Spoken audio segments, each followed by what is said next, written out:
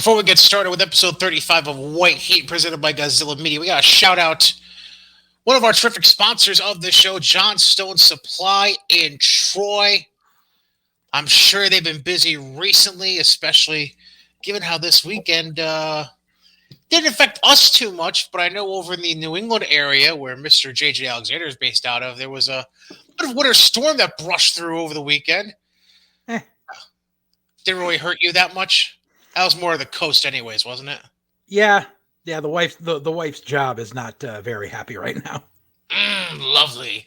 So yeah, if you were living, say, over near the eastern half of Mass and the coastal parts of Connecticut, Rhode Island, yeah, you weren't probably too happy with what you had experienced over the weekend.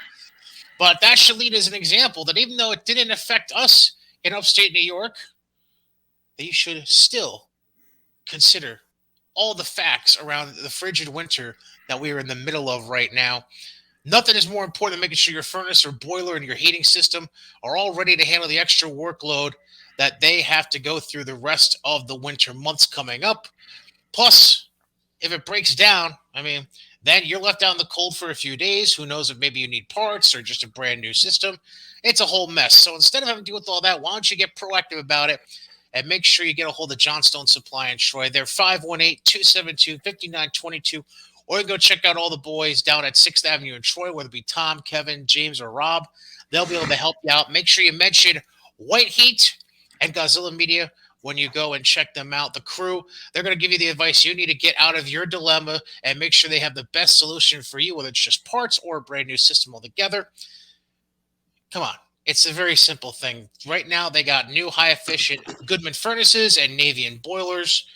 Just do it. Just make the simple decision. Go to 6th Avenue in Troy, check them out, Johnstone Supply, or give them a call, 518-272-5922. And that being said, send them to my wife's work. Hell, yeah. I'm sure they've got snow in their warehouse right now. In the warehouse? In the warehouse. What the hell? What kind of warehouse is this? And the laboratory is at a balmy 60 degrees because the furnace is on the fritz. Yikes. Ouch. Yeah. No bueno at all. I might call my boys and see if they can make a road trip for them. That all being said, so the storm didn't affect you directly necessarily, but all in all, how was your weekend? Ups and downs. Ended up not making the trip to New Jersey for Big Jim Anderson's funeral. They postponed it because of the storm, but then didn't have a way to get there on Sunday. So. And then they were supposed to be doing a live feed, which cut out because their Wi-Fi wasn't working. So supposedly they're putting up a recording for it later today. And Titus here has decided to be a butt because he knew Daddy has to start working. Here, have a cracker. Have a cracker. Here, cracker. Quit barking. It's all good. It's all good. That all being said, we obviously have a lot of interesting stuff to cover. Plus, as we've been teasing for weeks, we will finally get to story time with Mr. Alexander regarding him and a certain promotion that runs around different parts of the Northeast, and we'll get into that towards the end of the show. That all being said, though, let's just run through a couple of things quick, not related to the two big promotions we tend to spend the most time on, which would be WWE and AEW. First things first, over the course of the last couple of days, MLW did make a pair of announcements about shows coming up. We already knew they were going to be in Dallas. It was a matter of locking down the date and time that they're doing their TV taping down there on WrestleMania week. And MLW confirmed over the weekend that it's going to be March 31st, which I do believe is that Thursday, if I remember correctly. Yeah. So the Thursday of WrestleMania week is going to be the showtime. It's going to be called Intimidation Games. Not sure if that's a tease towards a certain kind of match they're going to have or whatever, but that's the name of the show. It's going to be at Gillies, wherever that may be in the Dallas-Fort Worth area. That's where they usually film in Dallas. Oh, right. Yeah, that's right. It didn't Impact film there too, not too long ago, I think. Probably. Yeah. Special start time, 7 p.m. And then the usual list of talents that they've had on their shows in recent months are listed there. No matches yet, obviously, because we're still 2 months out. But that's the first show announcement they had, and then another one they had over the weekend called Kings of Coliseum. It's MLW's return to the 2300 Arena in Philadelphia. It'll be, oddly enough, the way things worked out with the calendar. Not sure this was really pre-planned, but Friday the 13th in May is going to be Figures. the. I'm going to be in Maine. You just can't get a break with these damn bookings that they put together. Um, Tickets go on sale for that show this coming Thursday, February the 3rd, 10 a.m. Eastern. You can check out more details on the MLW website for all of that. And again, obviously, no announcements yet on matches because it's 3.5 months away. But those are the two shows that they announced officially. And that is that for MLW. Now, quick to Impact. So, let's see here. We got the GOD. Yeah, we got the GOD. Let's see here. First things first. Obviously, before the Impact, usually not a whole lot going on there. So we'll just kind of speed through that. Especially since they took BTI off of Access. Yeah, odd. Speaking of Access, we'll get to something in a second involving that. So we get to the actual show, and it opens up with Chris Bay, who I still can't get over is in Bullet Club, but whatever. Yeah, it's still odd to me. He ended up losing to Jake something, and then after the match, God ends up attacking Jake. Speedball Mike Bailey comes down to try and even things up, but then Jay White shows up. So basically, a strong showing for Bullet Club at the start of the show, and then God challenged the Good Brothers for the Impact Tag Team titles. So potentially something we'll see at No Surrender in a few weeks. Who knows? Just throwing that out there. Well, I know they announced. I think it might be for No Surrender though. It's an 8-man. It's Chris Bay, Jay White, and the God against the Good Brothers, Jake, and someone else. I forget who. Well, I will double check that in a moment. Then Honor No More came out, which is the Ring of Honor Invasion group. But instead of being able to get in the ring and do whatever, they were confronted by the Impact group, which is Rhino, Rich Swann, Eddie Edwards, Chris Sabin, and Josh Alexander. Scott D'Amore basically came out then and said it's going to be a 10-man tag. If the Ring of Honor group wins, they can stay in Impact Wrestling, but if they lose, they're gone for good. Yep. So that's that. I'm telling you, Eddie's going to turn. And then D'Amore also announced that Sabin against PCO is going to be the main event on the show. Now, you want to talk about something that's just cursed right now. So if you go back to Impact's pay-per-view a few weeks ago, they couldn't have the women's tag title match that they had originally scheduled because COVID travel issues involving Cassie Lee and Jessica McKay. So then they're supposed to do the tag title match at this for this show, but then something came up with Neil Dashwood, and they couldn't do. So they couldn't do the tag title match then. So they ended up making a. I don't know how this makes sense. They ended up doing the Inspiration, the Iconics, whatever everyone called them, in a non-title match against Madison Rayne and Caleb. Because reasons. I don't know how that makes sense, but okay, I guess. Sure. I don't know.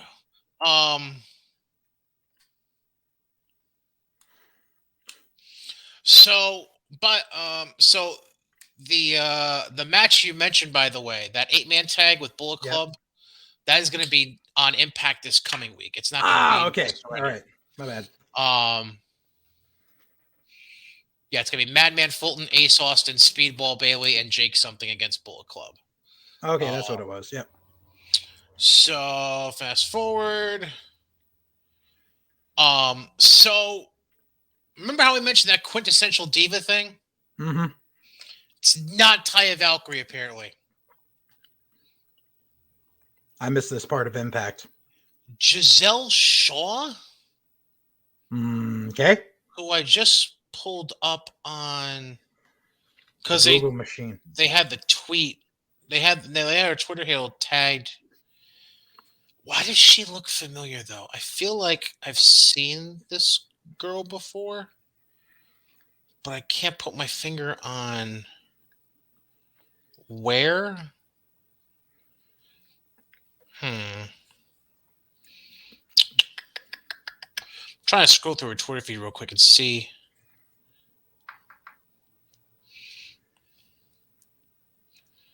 She was fucking, what do you call it? She was Azteca and Women of Wrestling. Oh, okay. Okay, that makes sense, I guess. Okay. So what do And you call it? she, Sorry, not as Reina Reyes. and she wrestled in, and she's from Progress as well over in Europe. So Yeah. yeah. Okay. Now that makes okay. All right. So I mean, you know, seems like a legitimate talent. It's a matter of wait and see how they use legitimate talent because who knows if Impact's really going to be able to use it well. We shall see. Then Mickey James came out and did just yapped her mouth off with the knockouts around the ring, basically talking about the Royal Rumble coming up. Yep. Then uh, Steve Macklin versus John Gresham is announced for this coming week. No, Yeah, and a regular wrestling rules, not a pure rules match. and not for any title. Oh, okay. Gee, so I wonder who's winning. And then Jordan Grace accepted Matt Cardona's challenge for a digital media title match. No shock there. And then, because this makes a lot of sense, VSK, Ziggy Dice, and 6 students who all call themselves collectively the Learning Tree Yep. took on W. Morrissey in an 8-on-1 handicap match. And Morrissey crouched all of them. Yep. After the match, Myers confronts Morrissey. Then Moose hits the ring and attacks Morrissey from behind. And so basically, it's weird. I don't freaking know. It's just more to make Morrissey look like this unstoppable babyface. Yeah, basically. And Jonah beats Johnny Swinger in a squash. And then Where they showed the fucking Diet Cornette was in the crowd. Right. And then PCO defeats Chris Sabin to go off the air. Well, they did a whole nother attack and pull apart afterwards, which is they fucked up. And this is why it was before this episode I said Eddie's going to turn on them. But they fucked up during that altercation. So how'd they fuck up? They fucked up by everyone who was attacking everyone. Eddie was basically just swinging around and not hitting anyone. Mm-hmm. And then it got to a part where he got face to face with Vincent and he had the cane and he didn't do anything. And then just kind of did a fake out. So Vincent fell and then Alexander put him in the fucking ankle lock. Ankle lock, yeah. But he didn't touch any of them. Like I'm telling you, Eddie, that's the swerve that everyone thinks that's not going to happen because Eddie is the perennial babyface. But Eddie was fucking Ring of Honor champion in the past. So I guarantee he's the one that's going to fucking turn. Because that's how this always happens. When there's an invasion in a company of outsiders, how there's always at least one person that turns and joins said outsiders. We've been down this road before. Almost too many times with Impact and TNA and whatever you want to call them. So, yeah. So that's how they wrap that up. And then, yeah. So, whatever. Fuck it. All right.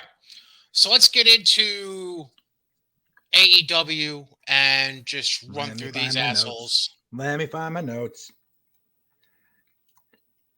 I have to pull up my notes. Oh, did you see what happened this morning with Ric Flair?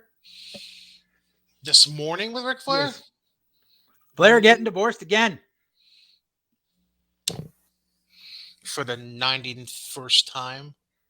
Pretty much. Come on. It's actually, while you look up your notes, I do want to bring up one thing. One thing with a quick tangent to start it. Mm-hmm. Okay. So by now, I'm sure people know that Ric Flair is a podcast. Yep. The tangent I want to mention quick is I can't stand Mark Madden being his Conrad Thompson for that show. I mean, I'd rather it be Mark Madden than Conrad Thompson. But I don't know. For some reason, Mark's voice is just like nails on a chalkboard to me. I never even liked him back in WCW. But I'm no fan either, but I'd rather that than hear a guy hawking his fucking mortgage company every 5 minutes. Well, no shit. I mean, that's, you just gotta figure out. I can't listen to 83 Weeks anymore. Fucking Conrad won't shut the fuck up. No, I understand. You gotta figure out which is the lesser of two evils and pick it. And I don't listen to any of them at this point anymore. So fuck it. Like, I'm at a point where I just try to listen to clips whenever I can when they're on YouTube. I can't bear the idea of trying to listen to a whole show in one shoot in one sitting. But that's the main reason I bring that up, though, is because apparently there was a legitimate behind-the-scenes battle between Flair and WWE. And this might be old news at this point because I've been using this name for a while, but when they switched Becky from calling her the Man to Big Time Bex, that's been going on for what, 2 months now? Roughly ish. They actually started briefly after she came back at SummerSlam. All right, so like 4 months, we'll call it. Yeah. So apparently, the whole thing behind that was Flair complaining. Right. Yeah. Which is interesting because WWE went. So basically, WWE's mindset is, we have no need to use you anymore. You've done nothing but piss us off with shit you've said behind our backs. But at the same time, we're still going to cater to you in this regard. Even though this is something that had been happening a couple years prior, right, and you said nothing. Well, basically, it boils down to the fact that they did it before Flair could file legal action, because while Flair really doesn't have a case, they know that eventually they would settle and that would get Flair money. So they went the short route and went, okay, fine, we'll just change your name and fuck you. No money for you. But but the reason I even bring it up is because like Madden and Flair won't act like it was this big victory. It's like, fuck all. Who cares? Like, whatever. No, it was, oh, damn, you shouldn't have said shit because now you don't get money. Right. Like, it's so fucking dumb. Like, I don't get it. Anyways, so AEW. So beach break in the snow. Right. Which actually comes up in that first hour with the whole Shivani Starks Hobbs interview on a beach that apparently exists in Cleveland. It was the shore of Lake Erie. Ooh, Lake Erie, yummy. Fuck all. Which is funny because they had freaking Pockets and Cole film a fucking vignette on the beach in Florida. Right. Which they couldn't have played enough of if they fucking tried. So okay. This is just a general note I'm going to start with. I think people need to look at this show specifically, booking wise, and allow this to be Exhibit A of why AEW is nothing more than a glorified rich boy indie company. Yep. Because nobody in their right mind would book the match they had to open that show the same night as the match they had to close that show. Yep. Especially a pay-per-view, okay. But Yeah. free TV, Nope. yet. Nope. That was 10 pounds of shit in a 5-pound bag. Totally unnecessary. Like, to me, if you had to choose one or the other, you should have taken the Cody Sammy thing and tried, because there wasn't. You've already done too many things with the whole Orange and Adam Cole thing to begin with. Where everybody was at a point where it was like, just fucking get it over with. Yep. So you weren't going to try to stretch that out until March. But you could have taken Cody and Sammy and used 5 weeks to stretch it out to then have that match at that pay-per-view. Right, and that would actually made a lickament of sense because, like, in all honesty, like, there was no reason for an interim champion when Cody was only gone for 5 days as it was. But, like, it would have been better if it had both of them, like, defending their respective TNT titles against guys. Correct. And that could have filled in some time over the next few weeks to eventually at Revolution being like, all right, we both have bones to say that this is our champion. This is my championship. Now we decide who it really is. Or if you really want to be WWE ripoffs like they've tended to be since their existence began, you could have just pulled an old Shawn and Razor from 94 angle and just had Sammy continue defending his version of the title. Right. And at some point, Cody does like a run-in during one of those matches or whatever. Or like does a post-match attack. But that would mean Cody would have to be a heel. It would mean having a brain in the creative department. That being said, I didn't love the match, but I also didn't fucking overkill. I didn't hate the match. I didn't love the match. I was very middle of the road with it. And Dave Meltzer could suck a dick because what did he give it, like 86 stars? Well, 5, but still. Give me a fucking break. I've seen indie ladder matches that were better than that shit. Well, I mean, you know the 3 spots that made him give it a 5-star rating. Oh yeah, the superplex off the 2 ladders, the crossroads off the 2 ladders, and fucking there was like one, the cutter off the 2 ladders. Yep. I think you could interchange the superplex with the senton that Sammy did on Cody on the ladder. I guess, but like, no one like when they announced both of them at the beginning, because like the only smart thing they did was they didn't do entrances on TV, which actually gave them more TV time. So I commend them for that, actually. Mm-hmm. Plus, it doesn't make either of them look like jobbers, because how often have we seen Cody in the opener where the other guy's already in the ring and like, oh gee, I wonder who the fuck's going over. Right. But the crowd gave no reaction to either guy when they announced them. Like, the crowd just didn't care. Mm-hmm. And then so they go out there and they're doing all this.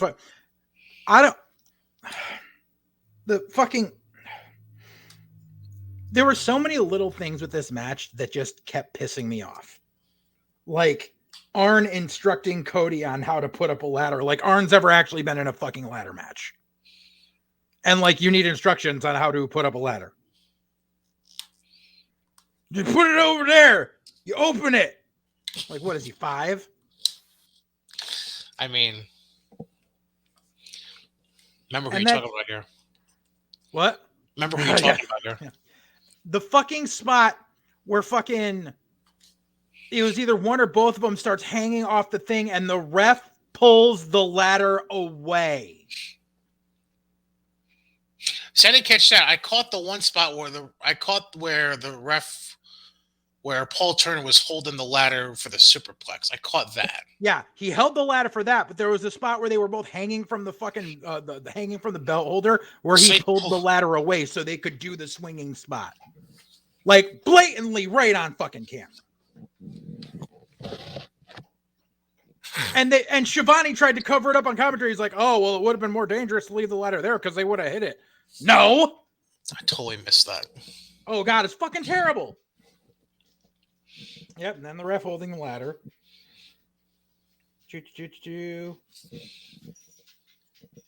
Yeah, but it was just too many high spots in one fucking match to try to pop the fucking crowd.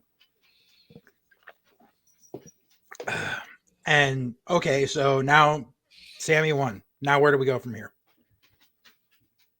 Excellent question, because it wasn't like anybody came out to congratulate or jump or anything. Correct. Thank you. I was trying to I feel like the only reason they did that is because literally right after this, Cody still pulled that shit where he's like, "No, I'm really working without a contract." Shut the fuck up. Yeah, that was pretty odd. I don't know why he's continuing to do that. It's fucking stupid. Did it for fucking clickbait before the Rumble. That's the only reason he fucking did it. Because he wanted to fucking troll all the fucking marks into thinking there was still a chance that he was going to fucking show up in St. Louis.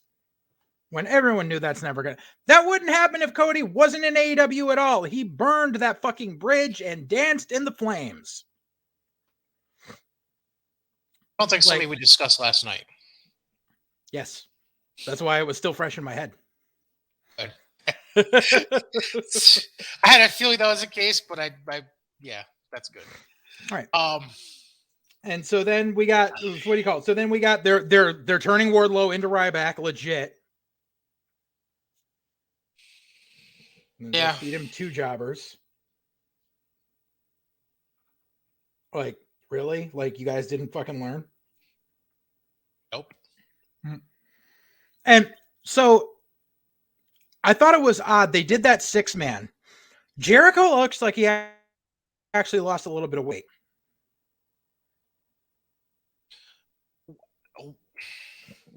Nothing about what they did for the last few minutes of that match made sense to me.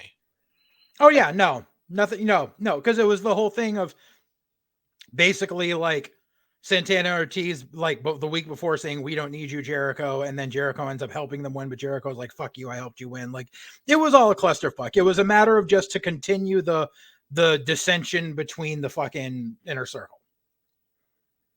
But I guess the question becomes like, A, why the dissension? Like, what's the point of it? B, who are they, like, at this point, like, who are they trying to make the heels in this scenario? Who the fuck knows? Like, they fucking know. It's this linear form of booking that they're fucking doing where they're not paying attention to what they're doing. They're just doing it because it's paint by numbers. Because if you notice, they're doing the inner circle might split up the same time they're doing the pinnacle might split up story. It's paint by numbers. And so what, we going to get a hodgepodge at the end of fucking like the Latino world order of the 2 groups? Like, it's going to be like fucking Wardlow and Santana and Ortiz and Eddie Kingston or some shit. And they're going to be like the 4 jackasses. The 4 workhorses. Watch. There's going to be something stupid like that. Probably.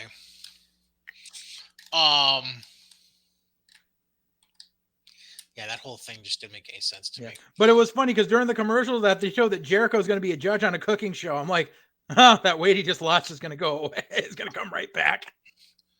A cooking show? Yeah, there's some cooking show on TBS where Jericho's a fucking judge on it. Because when I think of celebrity chefs, I think of Chris Jericho. Yeah. That. Oh, anything to get pub, I guess. Uh-huh. And so then we get fucking Then we get the fucking promo about the fucking title match. And did I not fucking call it here? The moment that Lance Archer came out as a contender.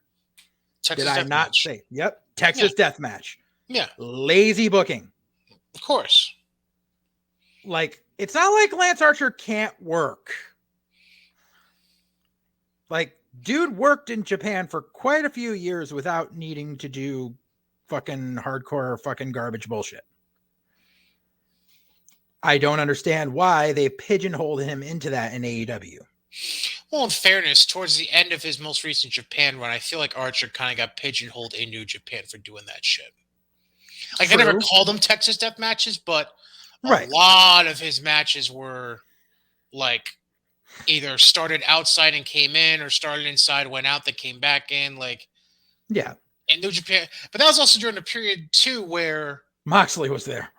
well, not no, even before that. Like that was during a period of time where they were doing a whole bunch of stupid shit with Jericho when he was there, Yeah, all the and Painmaker stuff. Yep. and Omega, and Yep. they're doing all kinds of weird shit with the creative behind those matches, where like it was almost like the rules didn't fucking exist anymore for whatever reason. Right. But yeah, but so like now we pigeonhole in it, and like I'm sorry, but fucking, and it's gonna happen on free TV. Like, okay, and so that's when I figured out what the fuck was gonna happen. That's when I figured out what the fuck was gonna happen with why they're like treading water on as far as like what they're gonna have like going forward as far as storylines for the fucking pay-per-view in March. Because they had Cody do the job to Sammy. They went into the Punk MJF segment, which fucking number one, way to shoot your camera angles to show that the entire top tier of the fucking arena is empty again. Fucking, I don't care how much Punk may be saying to the kid, "Good promo, kid," when they get in the back. That shit's getting to him. MJF is dropping fucking truth bombs, and it's starting to get under Punk's skin. It's also taking way too fucking long. Oh yeah, it's taking way too fucking long. Agreed. Like, we're not sports entertainment, but here's a 25-minute promo segment. But I feel like the way this is going, especially because they announced that the blow off of Punk MJF is going to be on free fucking TV. Because y'all are fucking stupid. Like, just because you give your episode of weekly TV a special name does not make it pay-per-view level. That's just dumb. Like, oh, it's Hodgepodge Fuckleberry Fest 98. Like, no, it's a regular ass episode of Dynamite. Fuck you. You think they're ever smart enough to have a schmoz this week with MJF and Punk? Nope. So what I'm telling you is going to happen. Punk is going to beat MJF clean. Punk's next feud is going to be against Cody, and Cody is going to be the first guy to pin Punk in AEW.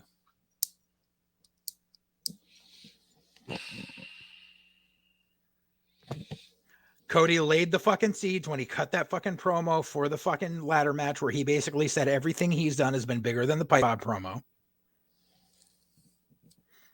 Punk's not going to do the job to this kid because he doesn't think the kid deserves that much of a rub. And Cody is pulling the fucking EVP card as far as creative control goes. And it's going to be like, I'm not in the title picture, but God damn it, I'm going to have the biggest fucking spot on the fucking card.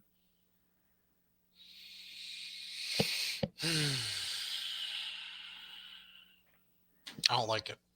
I don't like it either, which is why it's going to happen.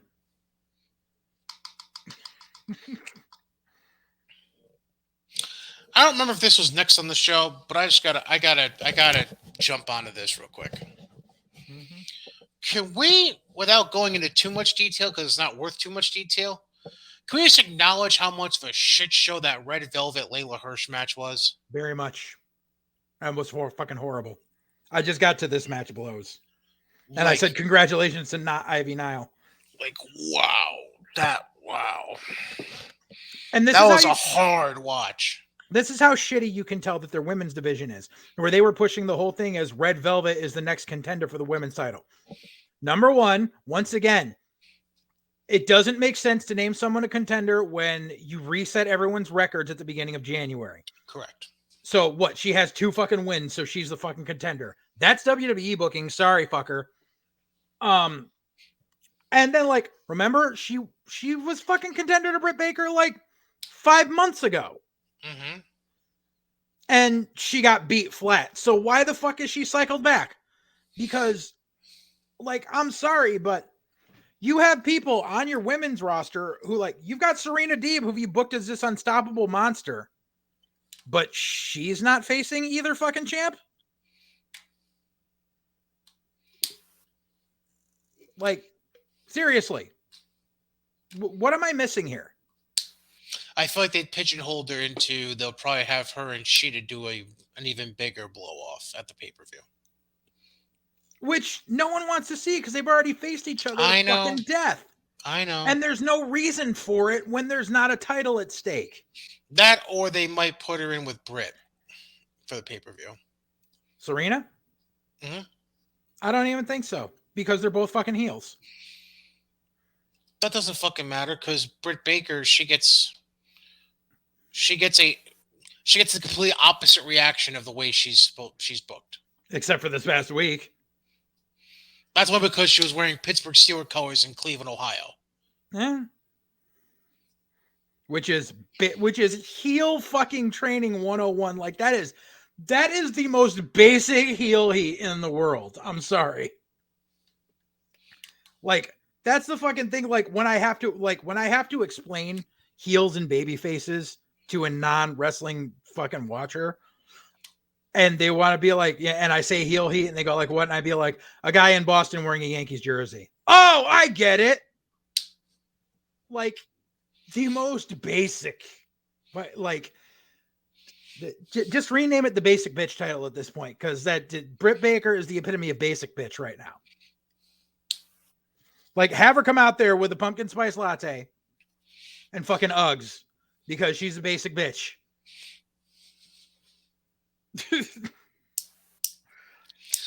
Oh, goodness gracious. Pumpkin spice latte and Uggs. All right. Have her be queen of Fuckleberry Fest 98. Fuckleberry Fest. Oh. And then fucking Sammy with the cue cards. Just fucking stop.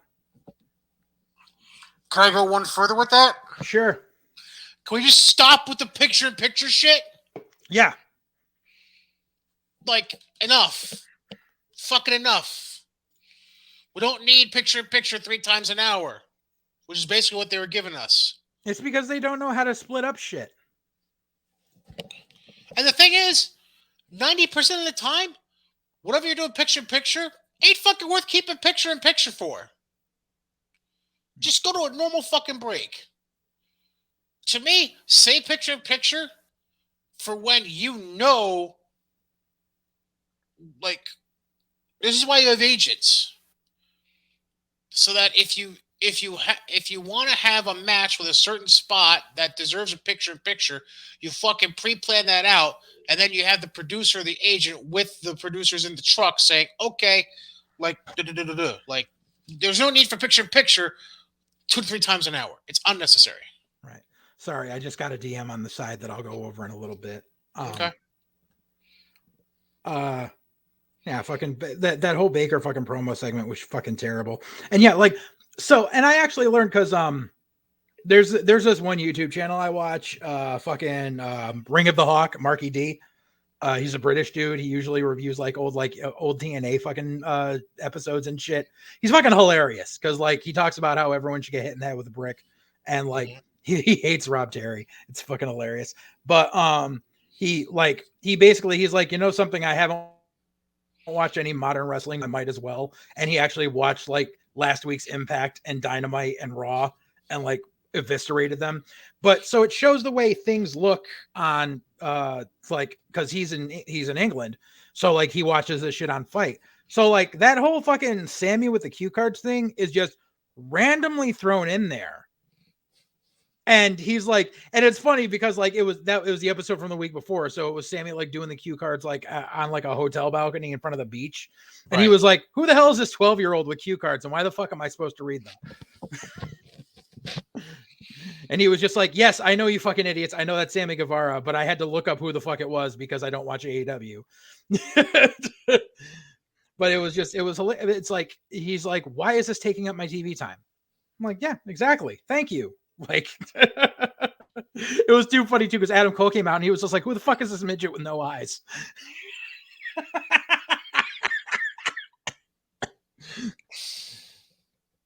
Let's see here. We're gonna rehash Nyla Rose and Ruby because we don't know what the fuck else to do with either of them. Right. They fucking yeah. So let's just cut to the quick with the fucking main event. These dumbasses actually announced at the beginning that in the 3-year history of AEW, they have had 5 televised lights out matches. Yeah.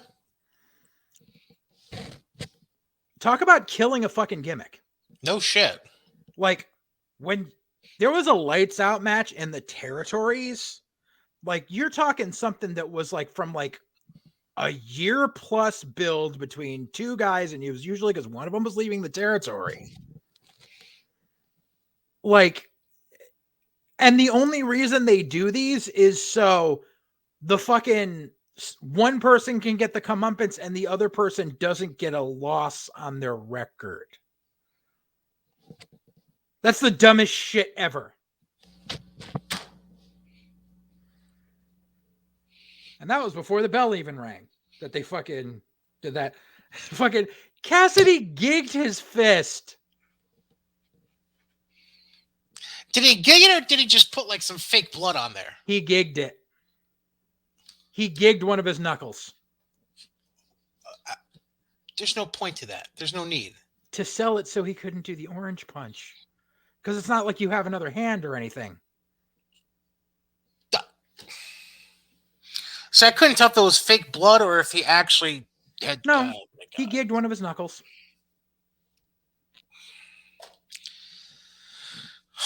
So unnecessary. And then we get so Elephant in the Room, AEW did 1.1 million viewers. There's 2 reasons they did that. One, because the advertised ladder and lights out matches. Mm-hmm. Because obviously people are like, Meltzer's going to give one of these matches 89 stars.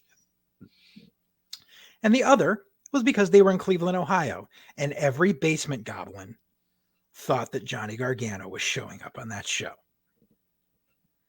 Even though Candace ain't popped out the kid yet, and Johnny said, I ain't doing shit until that kid pops out. So what did they do? They had to placate to the internet. And what do we get? Adam Cole pulls a chair out from under the ring, and it's attached to Danhausen.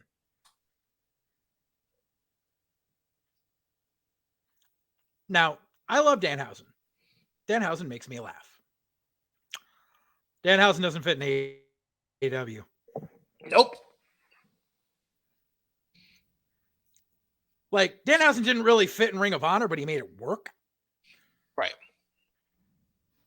Like, Danhausen, like, in a perfect world, like, Azteca Underground / MLW, he'd be king.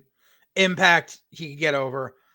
I mean, obviously, fucking Tony Khan wants to throw fucking 6 figures at this kid, which get your money while you can, get your fucking gold rocket car. Like, that's what you're aspiring to do. But, like, as it was, like, if you look at social media, the casual fans are like, who the fuck is this? And that it just goes back to catering to a niche audience. Like, yeah, I fucking, like, even Impact. Let's call a spade a spade. Impact decided to do this whole Ring of Honor invasion angle. They introduced all the ROH guys at once because they were like, we know that not a single Ring of Honor guy is going to bring enough star power that we need, so we're going to throw all of them out there at the same time. Because it's Ring of Honor and it's a smaller niche company. But Tony Khan is just like, the internet loves Danhausen. He gets to charge $50 for a cameo. Like, and then just to have Danhausen come out like just as a random spot and curse Adam Cole and walk away. Like, so now are you telling me we're going to get a Danhausen Adam Cole fucking feud? Because I really don't want to see that. I don't want to see Danhausen be the new Orange Cassidy and job to Adam Cole for the next 3 months. Like this? Like that. Whatever the fuck that was. That's the Danhausen curse. He curses you. Fuck it, whatever. He's funny. He's got a good gimmick, but the thing, Danhausen is 75% gimmick, 25% work rate. By the way, you mentioned something that I want to return to real quick. Oh, go ahead. You mentioned the 1.1 mil. Yeah. That's only 68,000 more than what they had the week before when they didn't have any of this shit. I know. But people are claiming that this means the move to TBS is working. No, it's because they're throwing everything against the fucking wall to get people to watch. Si, senor. Like, that's why next week we've got fucking... I forget what, but in 2 weeks we've got the fucking Texas Death Match for the title. Because they need to keep throwing shit at the wall to try to get people to fucking tune in. Because it's not like we haven't had a no DQ match on Dynamite in, a week. Right. Fucking, and so then like we keep going on with the match. Fucking, it's about. So here's what I fucking love. Here's what I just fucking love. The whole thing with the setup of the tunnels. So it looks like there's actually a separate fucking heel and babyface locker room because they want to give that fucking look. And then here the two of them go barreling into the back and nope. There's a fucking fold out table. Their gorilla position is a fold out table with 3 fucking TVs the size of my fucking living room TV and just sitting there and 2 step ladders to go to the fight. Like, they don't even have a fucking professional entrance set up besides what you see on the outside. And it's all right there. It's just like, oh, look, let's just expose that there's no separation between these tunnels. It's just step ladders. Like, how fucking sad is that?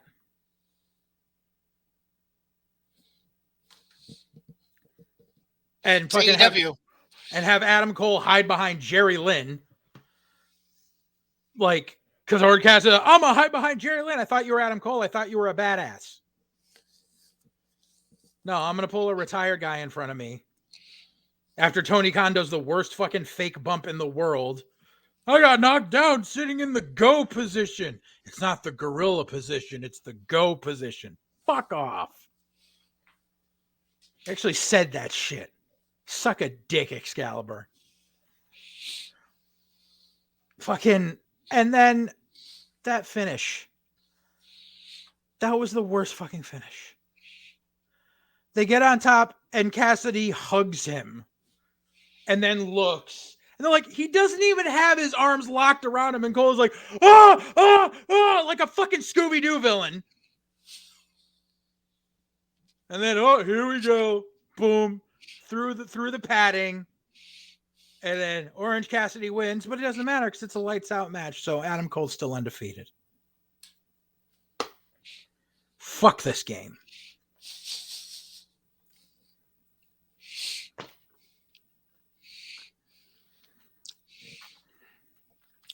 So, I don't know if I was in a bad mood Friday night, but I have something else that really has started to irk me now. Oh, did you watch Rampage? Yes. I'm sorry. Well, it's something that goes beyond just Rampage that irked me. And again, I don't know if I was just if it just caught me wrong Friday night or if this is something that's been brewing inside me for a while. I just haven't fucking said it. Mm-hmm. I understand the reasoning behind it, the homage behind it, but they've murdered it into the ground. Can we please stop with it's Wednesday night or Friday night, and you know what that means? Can we just stop with that shit? Yeah. Like I understood doing it like it was at the Brody Lee tribute show or right. Like when they like not to do it every week. No, that was Brody's thing. Stop it. Right. I can't. I'm sorry. No, I completely agree with that. Especially because Jim Ross is saying it and doesn't know why he's saying it. Right. It's just on his fucking run sheet. Correct. I'm assuming you didn't watch Rampage? No, I watched SmackDown but not Rampage. Okay. I never watched Rampage. So that's where the picture-picture thing really bugged me because they did it 3 times within an hour. It's because they don't know how to space out shit and they're like, oh, well, this way, we make the fans think that they're not missing anything. No, it's bullshit. Right. The only two meaningful notes I have from that show, honestly, number one, um, I'd rather see a recently slimmed down version of C.W. Anderson in the ring over Brock Anderson. Mm-hmm. And number two, there was a spot with Arn and Tully on the outside, and it was, Cringe. yeah, you saw the clip of it. No, but I can just imagine it's It cringe. was, it was, it was bad. It was, yeah, it was bad. Like, Like I understand, like you're there, you're getting paid, but you're literally just there to be fucking brought out on a stick. right. Like you're not there for any reason other than fucking nostalgia. Jose Jalapeno on a Oh stick. yeah. Ugh. So that now transitions me to a, com- Oh. a comment that somebody made during the past week, and it brings to mind a question that I have to bring to you. Mhm. So apparently, Rene Dupree called out of whatever hole he's been hiding under Ah. and had some kind of interview with somebody. It's not even to me whoever interviewed him. It wasn't even worth trying to figure out who it was or when it was. But apparently, Rene Dupree got headlines this week because he claimed Bully Ray purposely hurt guys when he was working in WWE. I believe it. The fact that you say that doesn't shock me, but let's go beyond it just being a Bully Ray thing. Okay. Because I feel like there's a very gray area between what's called being stiff and just flat out being an asshole. Mm-hmm. Can you provide any examples, whether it be from the big leagues or shit you've seen in your time working the New England circuit, where being stiff either got misconstrued as somebody being an asshole or somebody decided that they wanted to be stiff for no fucking reason other than to be an asshole? Oh yeah, I can give you two prime examples. What would those be, sir? Pat Gunner and Bull Dread. I've heard that about Bull. Okay. And Pat Gunner went on to be Joseph on shit. Oh. I will tell you this with complete fucking. So when we opened up the Proving Grounds Dojo at East Main and Waterbury, Mm-hmm. when we decided to take that next step in the evolution of the company, our head trainers were Jason Knight and Justin Credible, but we had part-time trainers that would be there for days where Jason or PJ couldn't get down there. Those part-time trainers were Ron Dombey when he could be there, Dylan Cage when he could be there, and then because they hemmed and hawed, Bull Dread and fucking Pete. I'm assuming this is Bull post. This post NXT. Oh no! Bull I think Dread, not Bull Dempsey. Dempsey. Sorry. Continue. So this was when we were first trying to get students in the door. You know how hard it is when you're a brand new open school and you are trying to get people in to pay their tuition, because we were one of those people, like we offered a payment plan with a portion down, and then fucking we ended up fucking, there were so many people who stiffed us on tuition because that's what happens with wrestling schools is guys come in, they bump for fucking one day and go, this isn't for me. And then they never show up again, even though they signed a contract. Mm-hmm. Or they'll fucking keep coming for a month. And then when it's time for their tuition, they'll fucking bail and never be seen again. But the problem was we had all these new guys coming in, and Dread and fucking Gunner used them as tackling dummies. Like, just fucking, they're like, oh, well, we're a tag team, so we're going to try out 85 new fucking tag team moves. And they were worse than stiff on they just beat the fuck out of these kids. Like, Jason would run hard drills on us. I was fucking hurting after a week or so. Like, my quads were killing me. I had to walk with a cane legit. but that was just because it was rigorous, and that was just from fucking running drills. Mhm. But Dredd and Pete would just beat the fuck out of guys, and then they wouldn't show up again. And so that cost us money. And then as it was, no one wanted to fucking work with them on shows because they were being fucking they were hurting everyone. Fucking the Now. We were the ones that put the Now on the map originally. When they were just Tony DeVito students, and the fucking Mike saw something in them, and we're the ones that put them on the map. We were the first company they ever held tag titles in. And we had a good rapport with them. And then they fucking came in the fucking first week where we did a TV taping, and we had them work the fucking guns, and we didn't see Vic and Hale for fucking 2 years after that. Because Pete and Dredd were complete utter stiff assholes to them in the fucking ring. Now, are there times where being stiff is called for? That's always going to be a gray area. Always going to be a gray area. Mhm. If you've got two guys who are like, all right, you know something, lay it into me, as Jason used to call it, cemento.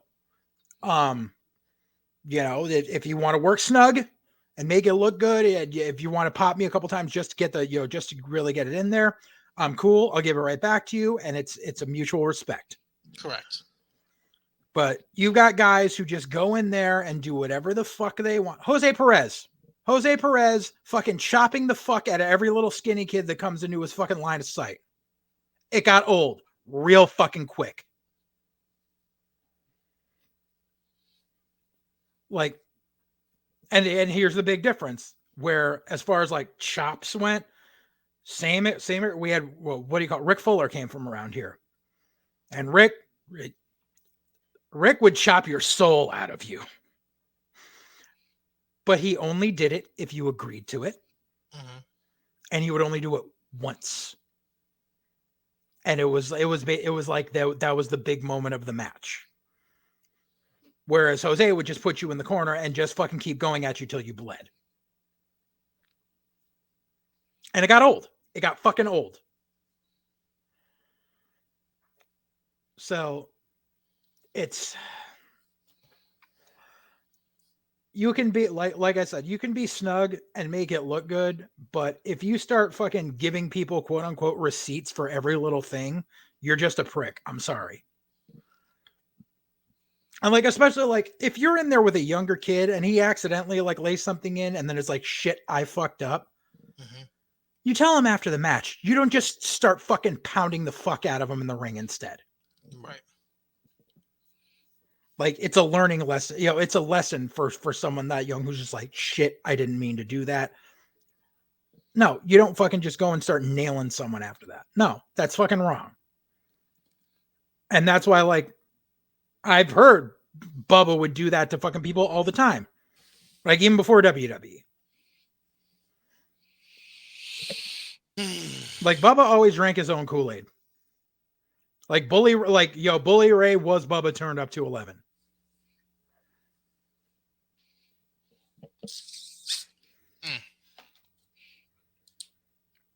And the problem is he's so full of his own shit. He probably doesn't even acknowledge it at this point. Yep.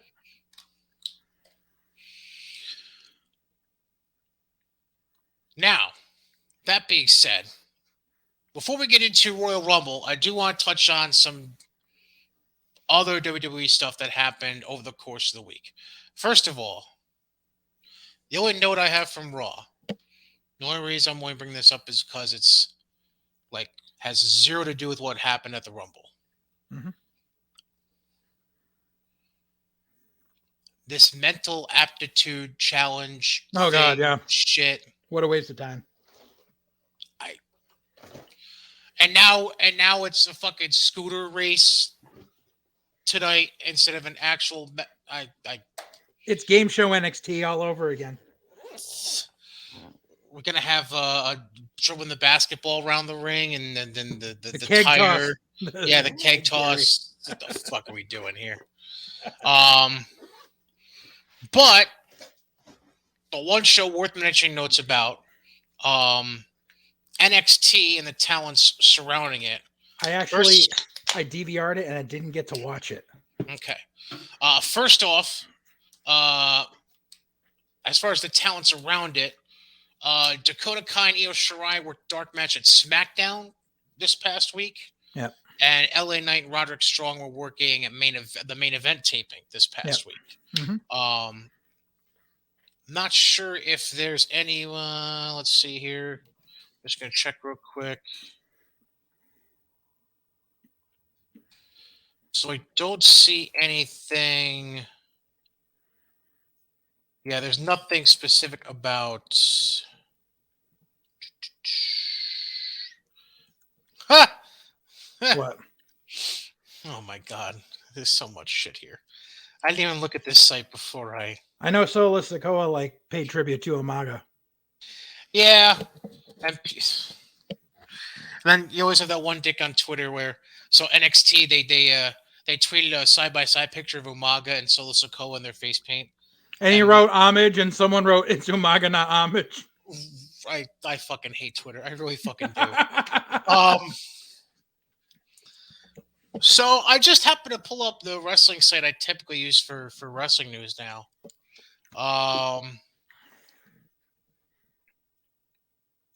Jesus, Mary Joseph. Oh my god. Is it PW Insider? No. Oh, because Shell just sent me something from there, which is what made my mouth drop open in the last segment. There's so much shit here. By the way, Leo Rush probably going to retirement, 49,638. He got a record contract. He also got hurt during Bola last night. By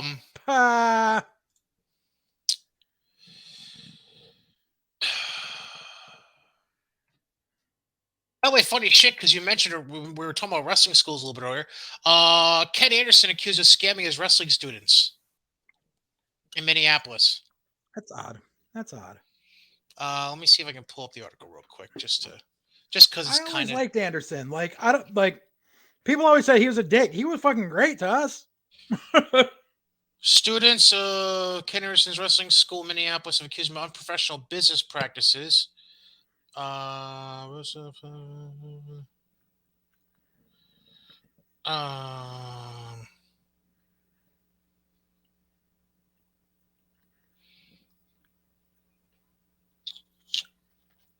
Yeah, I just saw that. I was going to bring that up in a second.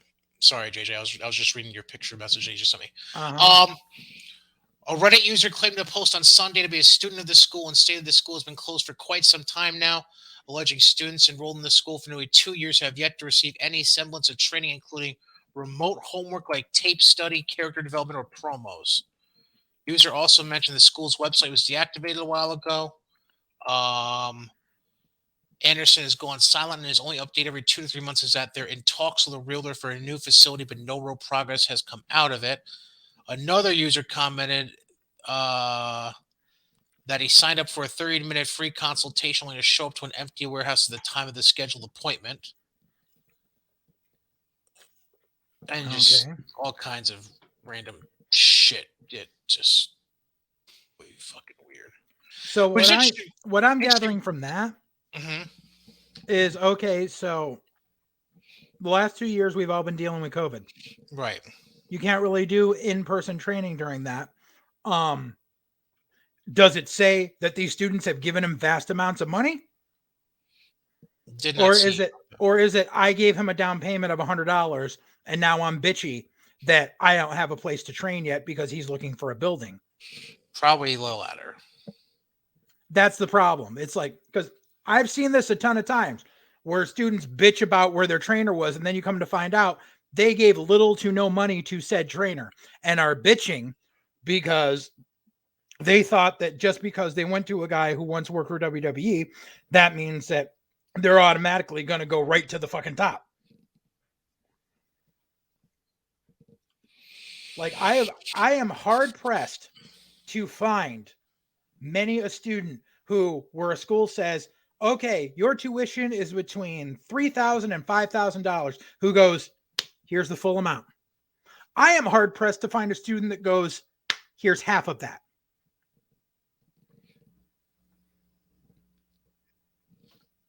And this is coming from experience. We used to have to fucking chase kids for fucking tuition. There were these two motherfuckers to this day, and I hate it that these motherfuckers still show up at shows. these these motherfuckers wanted to be fucking wrestlers so bad. These two dudes and this dude's girlfriend, Mm-hmm. where they fucking show up to fucking train, and then when it comes time for payment, they don't have money for payment. But this kid owns 8 fucking replica belts that he would bring like 3 or 4 of them to a show at a time. And this kid's like 80 pounds soaking wet. And his fucking they would come and like they fucking and then his girlfriend said she tore her rotator cuff muscle, which is not a thing. Not a muscle. It's the Jesus Christ.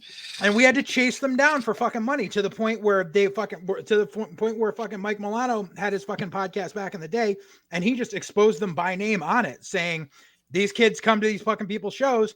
He's like, but they claim they claim poverty, yet they go to all these fucking shows and they've got all these fucking replica belts. And that's the kind of people you get with fucking with fucking wrestling students a lot of the time. Gotta love it. When I first got into the business, I actually took time because my first talk with fucking Bulldog Belansky to get into the business was in fucking 2000. And I didn't start until 2004. Why? Because every time I wanted to start getting in, something happened where I couldn't spare the money. And I was one of the honest people that said, I'm not going to fucking try to show up to fucking train if I don't have the fucking money to do it. You don't see that very often.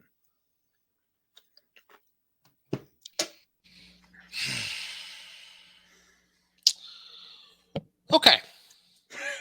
Sorry, I'm like processing everything that I'm reading and listening to you. And anyways, just to blow through NXT real quick because you said you didn't see it, correct? I did not. I was asleep. All right. So first off, they announced that Vengeance Day, their Valentine's Day themed event, is going to be the 15th of February. Yay. MSK and Grizzly Young Veterans advanced to the semis of the Dusty Cup in their matches. They beat MSK beat Jacket Time and GYV beat shit. Who did they beat? I remember the bracket. It like doesn't. Oh, Andre. They beat Andre Chase and his student. That's what it was. Yay. This is something I'm sure you're not gonna be happy about, but I'll fucking mention it anyways. So Von Wagner jumped somebody after a match this week. I can't remember off the top of my head who it was. Guess who they paired Von Wagner with now? Who? Robert Stone. Well, yeah, they've been hinting at that. Whatever, dudes. Grimes beat Tony D'Angelo, so he's going to have this. Obviously, it's going to be him and Carmelo at Vengeance Day for the North American title. That'll be good. And then, so in the first hour, there was an in-ring promo with Legado del Fantasma, and then Braun came out and just talk shit back and forth. Braun said he doesn't care about it being a 3-on-1 disadvantage or whatever. So then the show ends with Braun walking outside. Basically, Santos challenged Braun to find a tag partner for a tag match against Mendoza and Joaquin Wild for next week. Santos claiming he didn't have any friends because he's the NXT champion, has a target on his back, usual bullshit.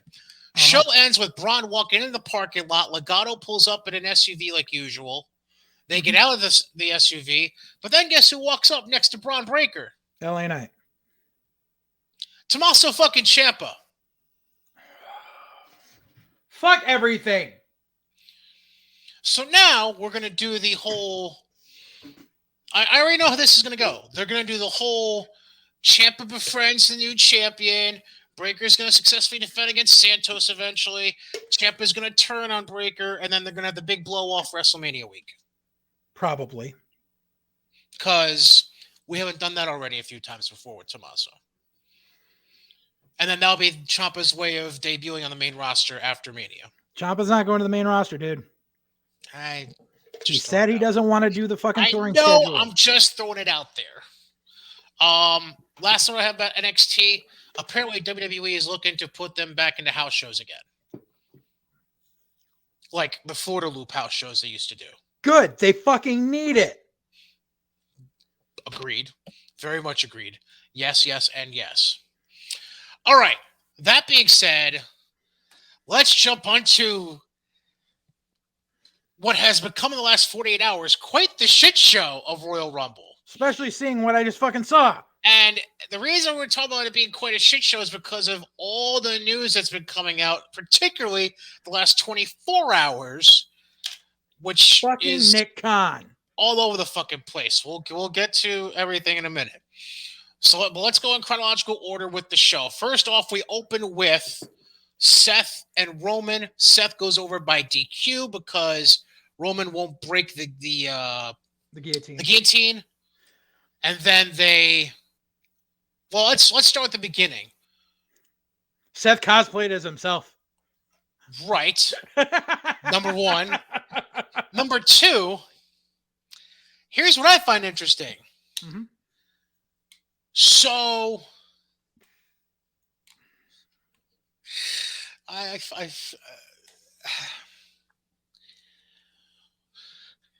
they name dropped Mox and as Ambrose at different points during this match. Yeah.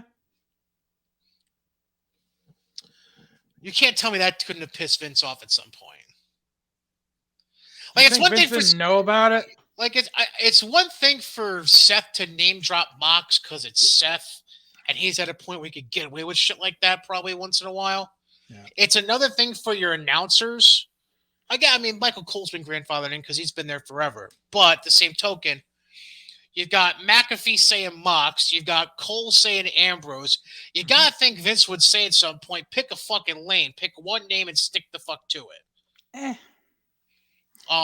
That being said, I don't know what you made of it. I thought it was a good match. I like the idea of where I think that could go. The problem is it's going to go nowhere now. Right, which again we'll get to later. But I do like the callback of post-match. Because obviously what happens later in the show fucks up any potential of taking what happened post-match and moving forward with it. Mm-hmm. But post-match, they basically have Roman reverse roles with Seth for when the Shield broke up, and it was Roman doing the attack from behind with the chair and fucking up Seth with the chair and all that jazz. Yeah. The only thing that I did not like about the match was he's got him in the guillotine, and the ref lifts up his arm, and his arm lands on the rope. Like, that just was so fucking cheesy. That was fucking stupid. They could have easily done it where he fucking dragged, where fucking he had him, and Seth kind of gets over, and Seth's hand is under the rope, but on the canvas, and the ref would be like, it's under the rope. You got to break it. It's under the rope, and doesn't. And that's why he gets DQ'd. And it would have had the same final effect, and it would have given so much more fucking gravitas to it. Instead, no, we got to do the cartoon. Bloop. No, fuck you. Like, you were right. You were this close. This close. Very close. So close. So close. So close. And then you did that shit. But then they obviously, because they had to, like, Roman was starting to get sympathy in this. So they had to do something to really reestablish Roman as the heel in this. Correct. Which is why they had him not break the hold, which is why they had him do the big attack afterwards. Which is fine. Plus, aside from that, I feel like Seth was getting... I feel like, because the way they were setting this up, it almost felt like they were trying to make Seth the babyface in this scenario. I don't know what they were trying to do. But it wasn't very successful. Like, at best, he was getting a 50-50 reaction. Right. So whatever they were trying to attempt with Seth in the last few weeks, I feel like only halfway succeeded and didn't get to the level they wanted it to be at. Mm-hmm. So I feel like it was a combination of both in that regard. Yeah. Next, we have the Women's Rumble. And before we get into the winner and whatever, um, let me just mention a couple of names that were entrants that I thought were complete fucking waste of time, even though, in my opinion, the women's rumble came off a lot better than the men's rumble match. Oh yeah. Number one, Cameron showing up was a complete fucking waste of time because all you Yes. did was bring her in to further whatever The Sonya Naomi thing. cockamamie bullshit you're doing, Naomi and Sonya. That made no sense too, because they're like, she was like, oh, she was Naomi's friend. Like, no, when Cameron left, her and Naomi hadn't been like partners of any sort for years. Correct. Like, Correct. really? Yes. That's number one. Number two, on the total opposite side of the spectrum, can we get one short run out of Michelle McCool? It's possible. And by the way, I love how we discussed at one point. I don't think it was on the show. It might have been on the show. How I was watching like early 2000s WWE stuff on Peacock, and I was like, holy shit, Michelle McCool did a fucking Styles Clash. And Yep. then what does she do in the fucking Rumble match? She does a goddamn Styles Clash. Yeah. Yeah, you mentioned on the show. It's because I said back then because she was trolling AJ Styles. Oh, right. With the gear and everything. That's right. Mm-hmm. What else we have here? Not gonna lie, I popped when Ivory came out to the right to censor shit. Same here. I had to explain the whole thing to the wife because she was like, "What the hell is going on?" She was like, "Why is her entrance music a car alarm?" That was some funny shit. It was. Mickey James come out the hardcore country. That was a night that cool. I was very happy about that. Alicia Fox, I don't know what she's doing with her tattoos, but whatever. She traded the drink for the ink. Nikki Bella needs to get new gear because that too. But if she's gonna keep wrestling, she's getting new gear because they ain't fitting anymore. I mean, she was adjusting her top every 10 seconds. Yep. It was hard not to notice. Mm-hmm. Not that I was looking at her the whole time because I wasn't. I really wasn't. I really couldn't fucking care less. The Mighty Molly Nikki Ash. Did I not call that shit? That was funny. That was funny shit. And then I'll admit, like, I wouldn't say I was the biggest fan of her when she was around, but I thought Sarah Logan was kind of neat to see back in the ring, and yeah, because it was like she left because she couldn't do it anymore. Well, she left because she wanted to start a family. Yeah, that, and she got a better deal doing the fucking spokesperson shit for like that axe throwing company or whatever. Right. Yeah. By the way, let's see here. So we have, let's see, one. Hold on, 1, 2, 3, 4, 5. I don't know. Somebody made a comment about how there were a ton of mothers in this Rumble match. Yeah. Yeah. I was trying to do I was just trying to do the math. It was like 6. Yeah. Yeah, half dozen. I think Ronda was the last one, if I remember correctly. Yeah. Speaking of Ronda. So that rumor came out of nowhere about a week before the Rumble. Mm-hmm. That Ronda was gonna at least be at Rumble. There wasn't any specific rumor to her being in the Rumble. Yeah. But apparently Vince was making a shit ton of changes the week leading up to the Rumble. Uh-huh. I'm assuming this is one of them. Most of the changes involved the men's side of things, which again we'll get to. This was a big Nick Khan thing. I would tend to agree. And by the way, I know what you said after that Rumble match. I'm not 100% convinced on what you said for WrestleMania. Chronologically, storyline-wise, it would make sense for Ronda Becky. Mm-hmm. Completely agree that would make sense. Mm-hmm. But between who she eliminated last in the match mm-hmm. and the fact that you could also argue that, and this is kind of stretching it, but the argument could be made that Ronda could also blame Charlotte for her losing at WrestleMania to Becky in the first place because it should have been a one-on-one match, and then Charlotte kind of worked her way into it. I know it's I know. Um, Obviously, hopefully we get that answer tonight because we're recording this on Monday, January 31st, and Ronda's scheduled to be on Raw tonight. So hopefully she'll just pick it and get it over with, and hopefully won't blow up the WrestleMania sign again. See, see, here's the reason that I'm almost 100, that I'm 99% sure it's going to be Becky. Because it makes sense. Well, no. Marketing standpoint, Brock's going back over to Fox. You're not going to have Brock and Ronda on Fox's time. That too, yeah, that too. But yeah, apparently Ronda pointed at the sign so fiercely that she set it on fire, and they had to set it on fire. They had to clear out they had to pull down the WrestleMania sign and clear out a section of fans for during the Becky Doudrop match that was afterwards. Yeah. So that being said, Becky retains over Doudrop. And it was an okay match. It's just no one cared because they knew Becky was retaining. Correct. Like there was a little bit of thought beforehand, but I mean, here's the thing about the Women's Rumble. At least the moment Ronda came out, I went, okay, the fix isn't in. Charlotte's not going over. Can feel relieved about that. But then I was just like, but now Ronda's going to win. Correct. And so on one hand, it was like, okay, that takes care of that loophole.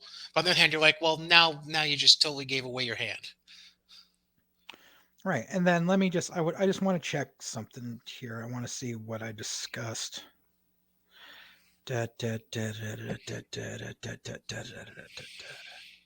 we just say that we're happy that Piper got more than just 5 minutes of filler time and actually got a match out of it? Oh, absolutely.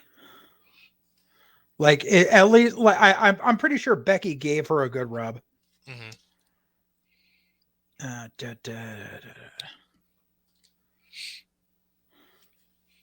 You're looking for something. Yes, I am.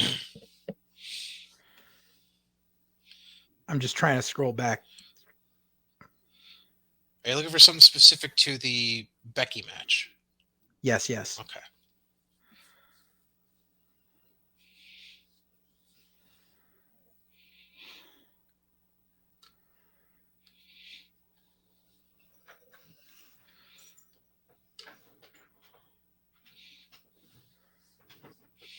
Well, while you're looking for that... Yeah. Sorry, dead air. No, you're good. While you're doing that, let me just say that obviously the Royal Rumble begins the road to WrestleMania.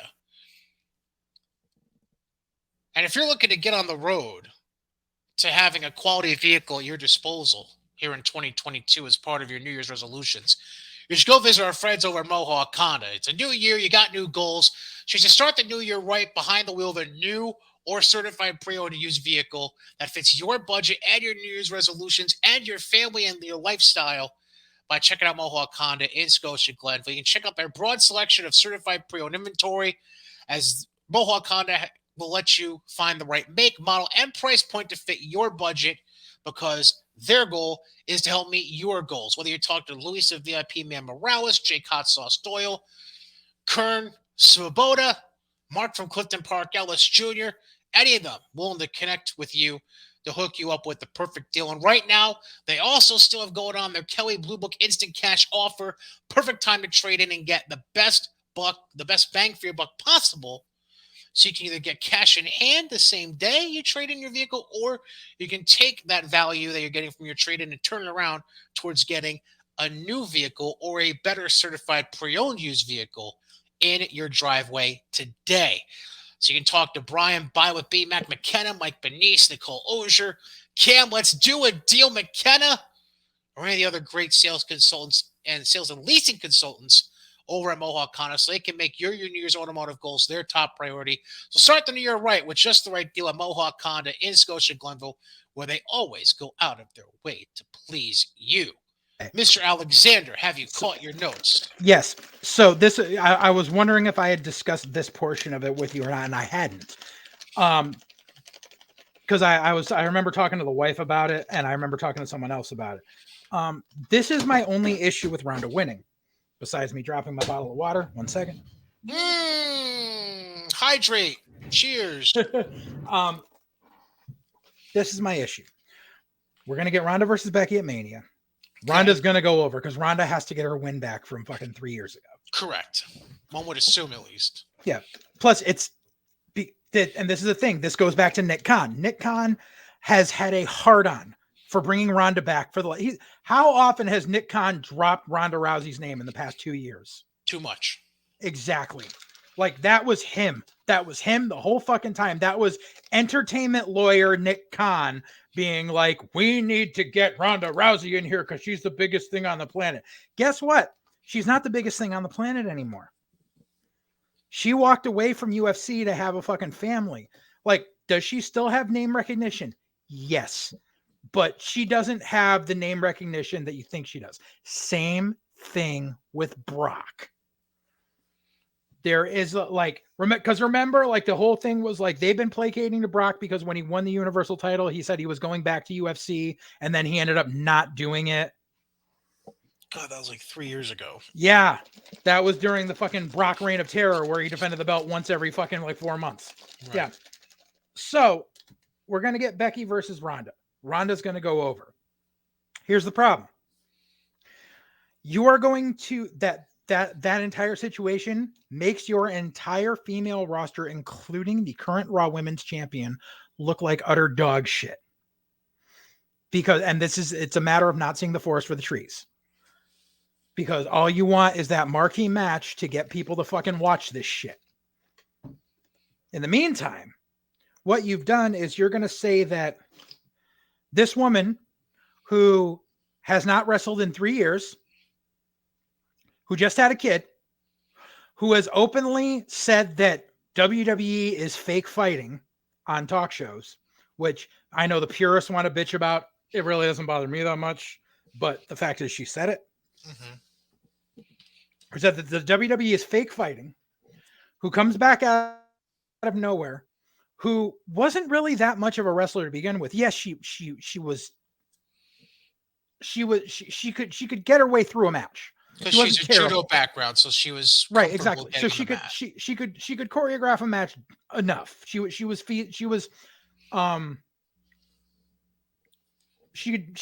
usable. But you're going to take someone who's average, who hasn't wrestled in 3 years, who just had a kid, come back, and you are going to automatically plug her into the program with the champion and have her pin the woman that no one else on the women's roster has been able to pin for 3 years. I think it's going to be worse than that. How so? I think she's going to make her tap out. Which is going to be even worse. Yeah, because I don't think Ronda's... How should I put this? Because I'm trying to think. I don't know if Ronda's... Has Ronda ever won by pinfall? Or am I just losing my mind? I think so.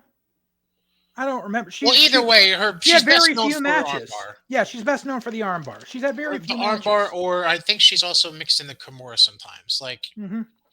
She's known for her mat-based wrestling and MMA. Like, that's... Right. I understood putting the title on her when she first came in because obviously that's what you wanted to do to get eyes on the product. That was 3 years ago. That was then, and this is now. Mm-hmm. So, and like I said, it's the same thing with Brock. This is not 2010. Right.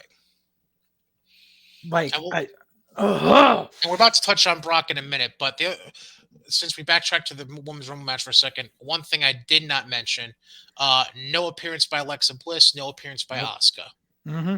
And Bayley's still on the sidelines as well. Did you see the picture Bayley tweeted out? Yes. Yeah. Yes. Funny bitch. Good for her.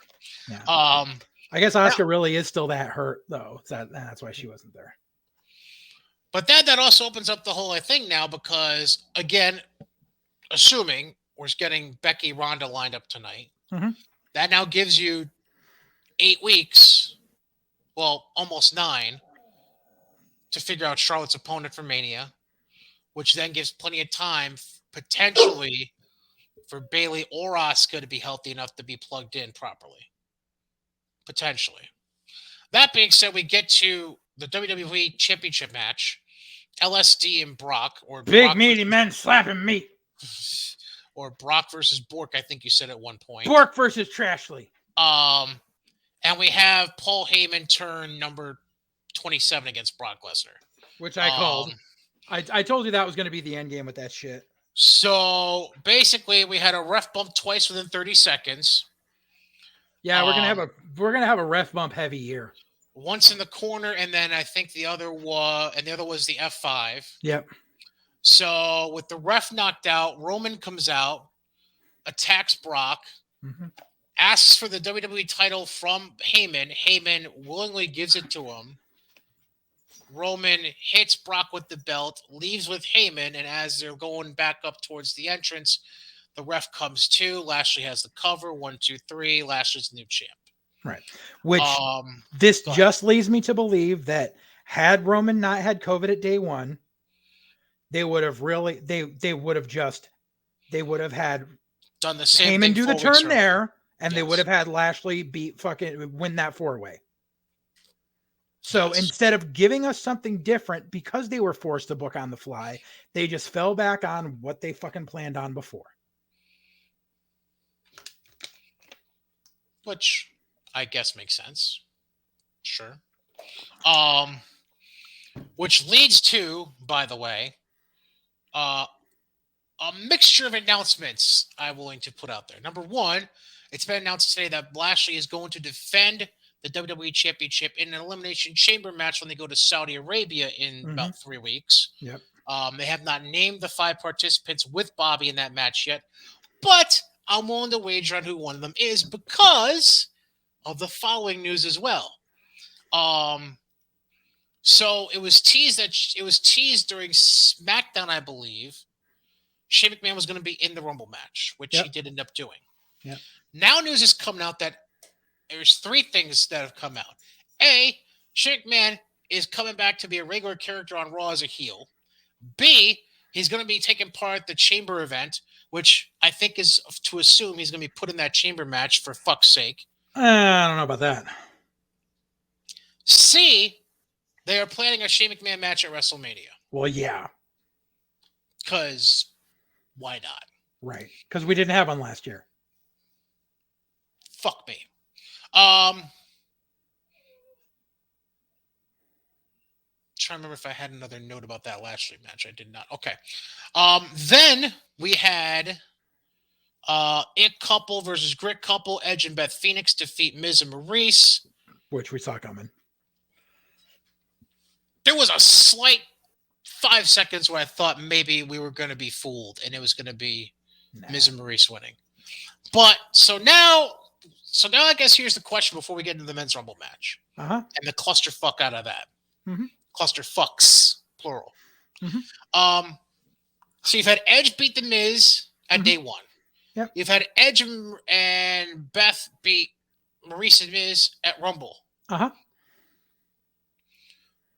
Done? Yeah, done. Okay. I want to make sure we were in agreement on that. That was the stopgap until they figure out what now they've got a good 8 weeks to build who Edge is going to face at Mania for that special attraction match. And I think they're going to come back around full circle and put Miz in the U.S. title picture for Mania. That'd be nice. Just a thought. I'm not totally sold on it yet because I want to see what happens on Raw tonight, because usually the Raw after Rumble is when you can really start to see the bricks being laid. So because remember, they still got Owens in that pot. Correct. That being said, we get to the Men's Rumble match to wrap up the evening.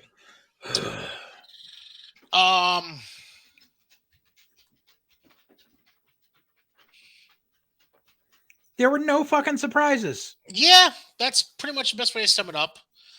Here's what also kind of wasn't throw me off, but something that kind of shocked me a little bit.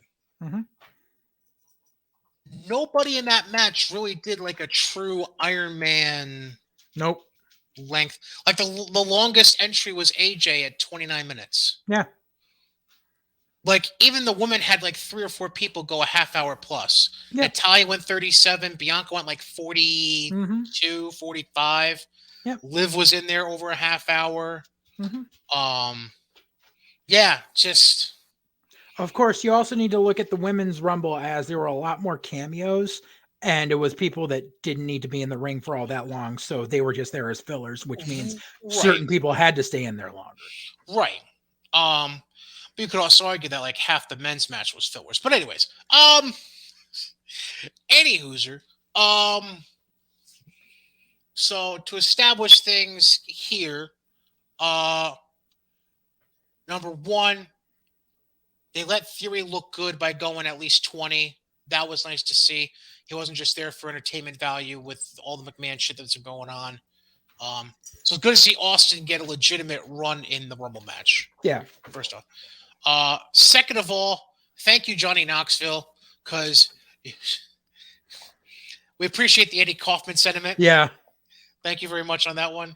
I will tell you. That's I watched Knoxville was on Jimmy Kimmel Live last week, mhm, and he pushed the fuck out of the Rumble. So, as far as having a celebrity doing an appearance in it, at least he'd put in the work to fucking push the event. correct. Um, generally speaking, I know you don't. I know you hate him, but as far as the idea of trying to build quote unquote a monster, generally speaking, I thought they did okay with the what they did in the 5 minutes Omos was in the ring. Again, I'm not saying it's anything.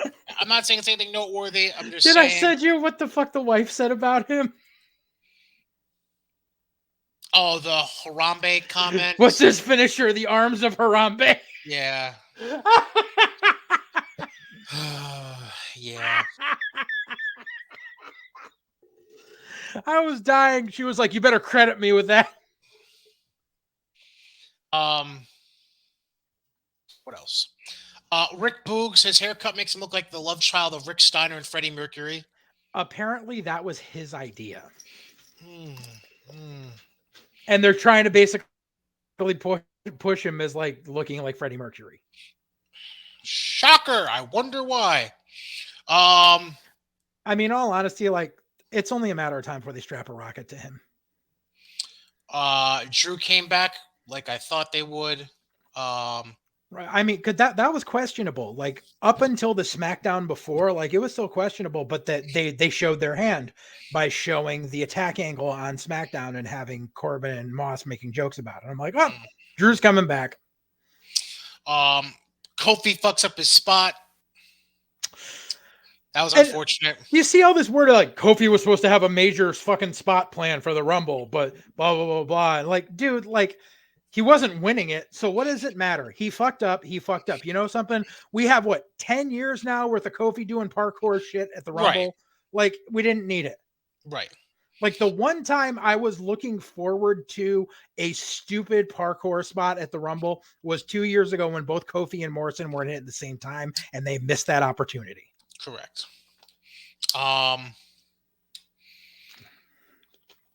Bad Bunny for what it's worth. Ugh.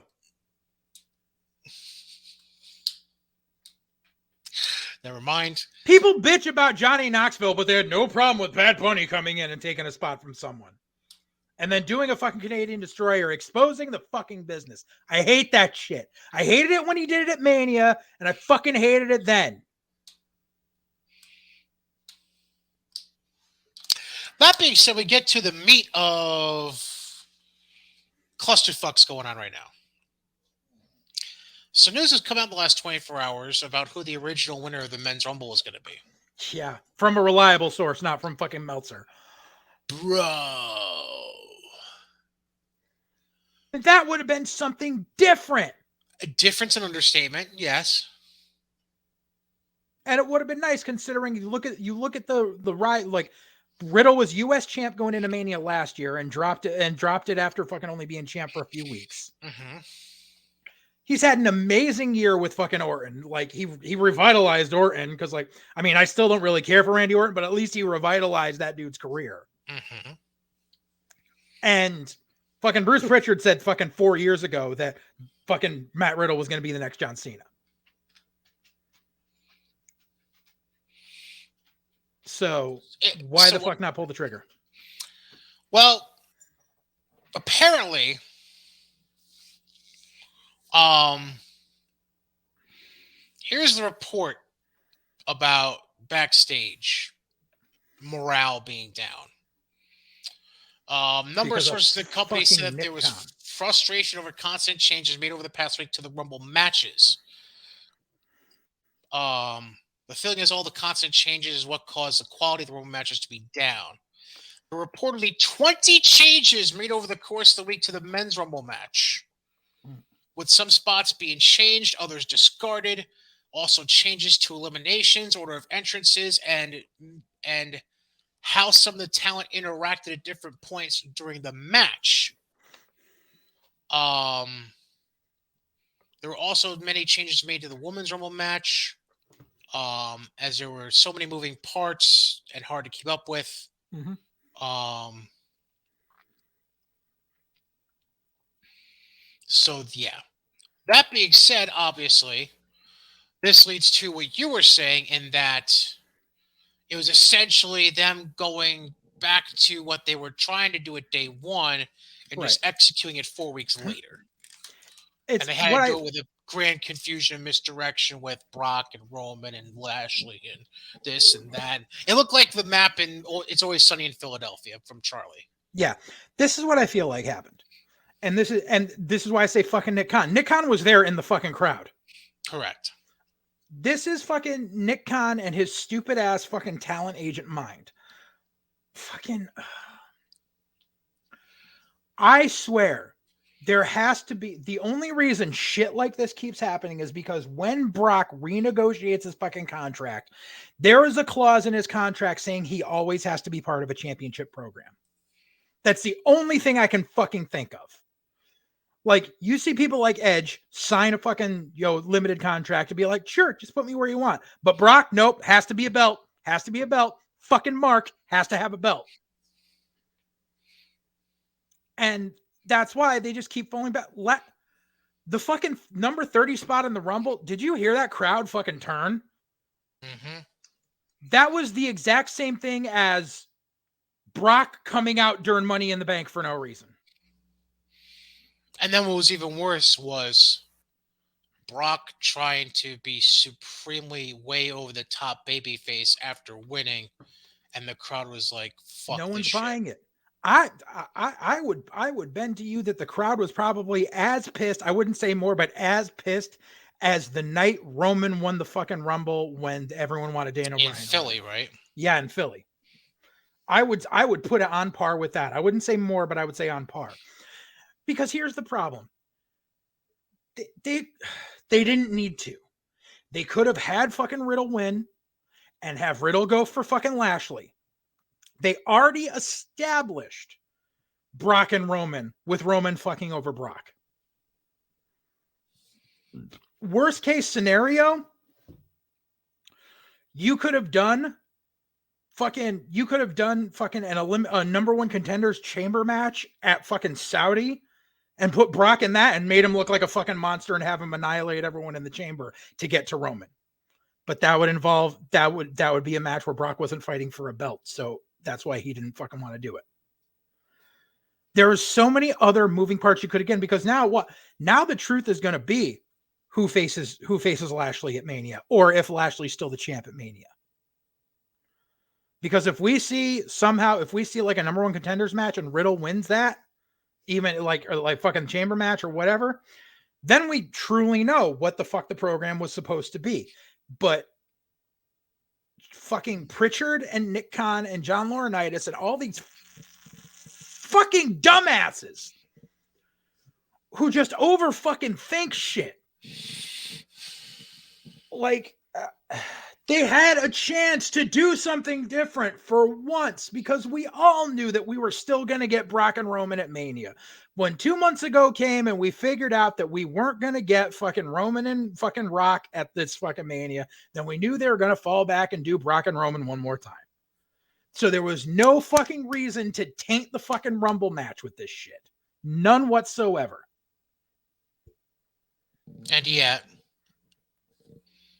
And yet we just had to, because nobody knows. They're getting AEW-itis. They don't know how to book on the fly.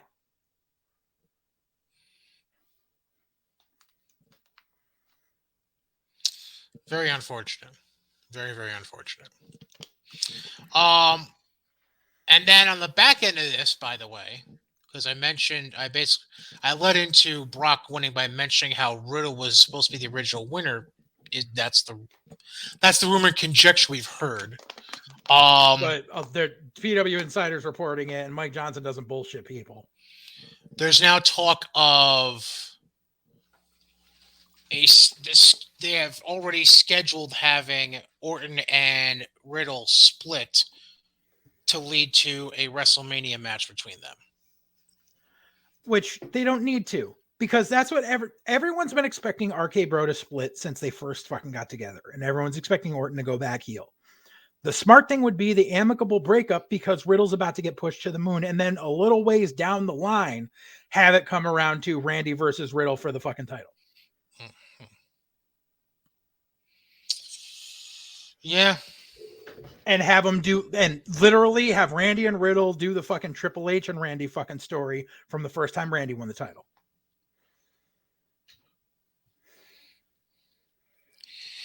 No, we're just gonna do things our own fucking way. Because fuck it. Like they need to rethink how they're doing shit. Like they need more pro wrestling minds on their creative team. Like it's up. Kurt Angle was there to film A Table for Three. That's why he was in St. Louis. But fucking give Angle a job on creative, because I guarantee Angle knows more about creative than fucking Dewey Foley and fucking Dana Warrior.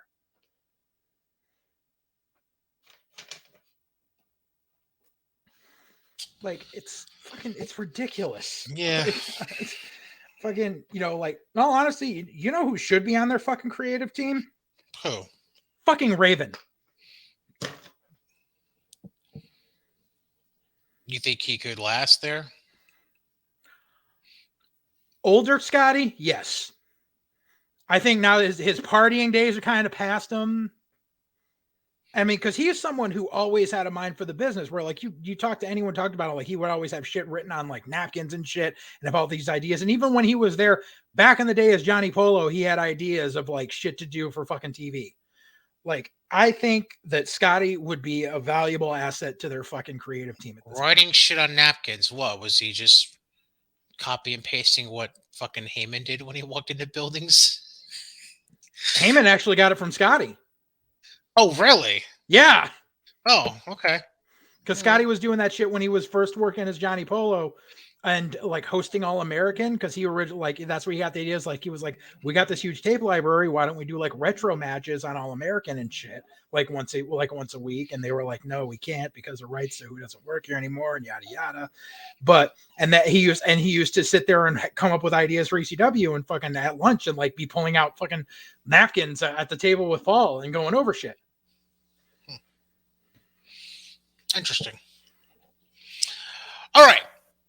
So obviously we have an interesting week of WWE television that we're going to be keeping an eye on leading up to our next episode.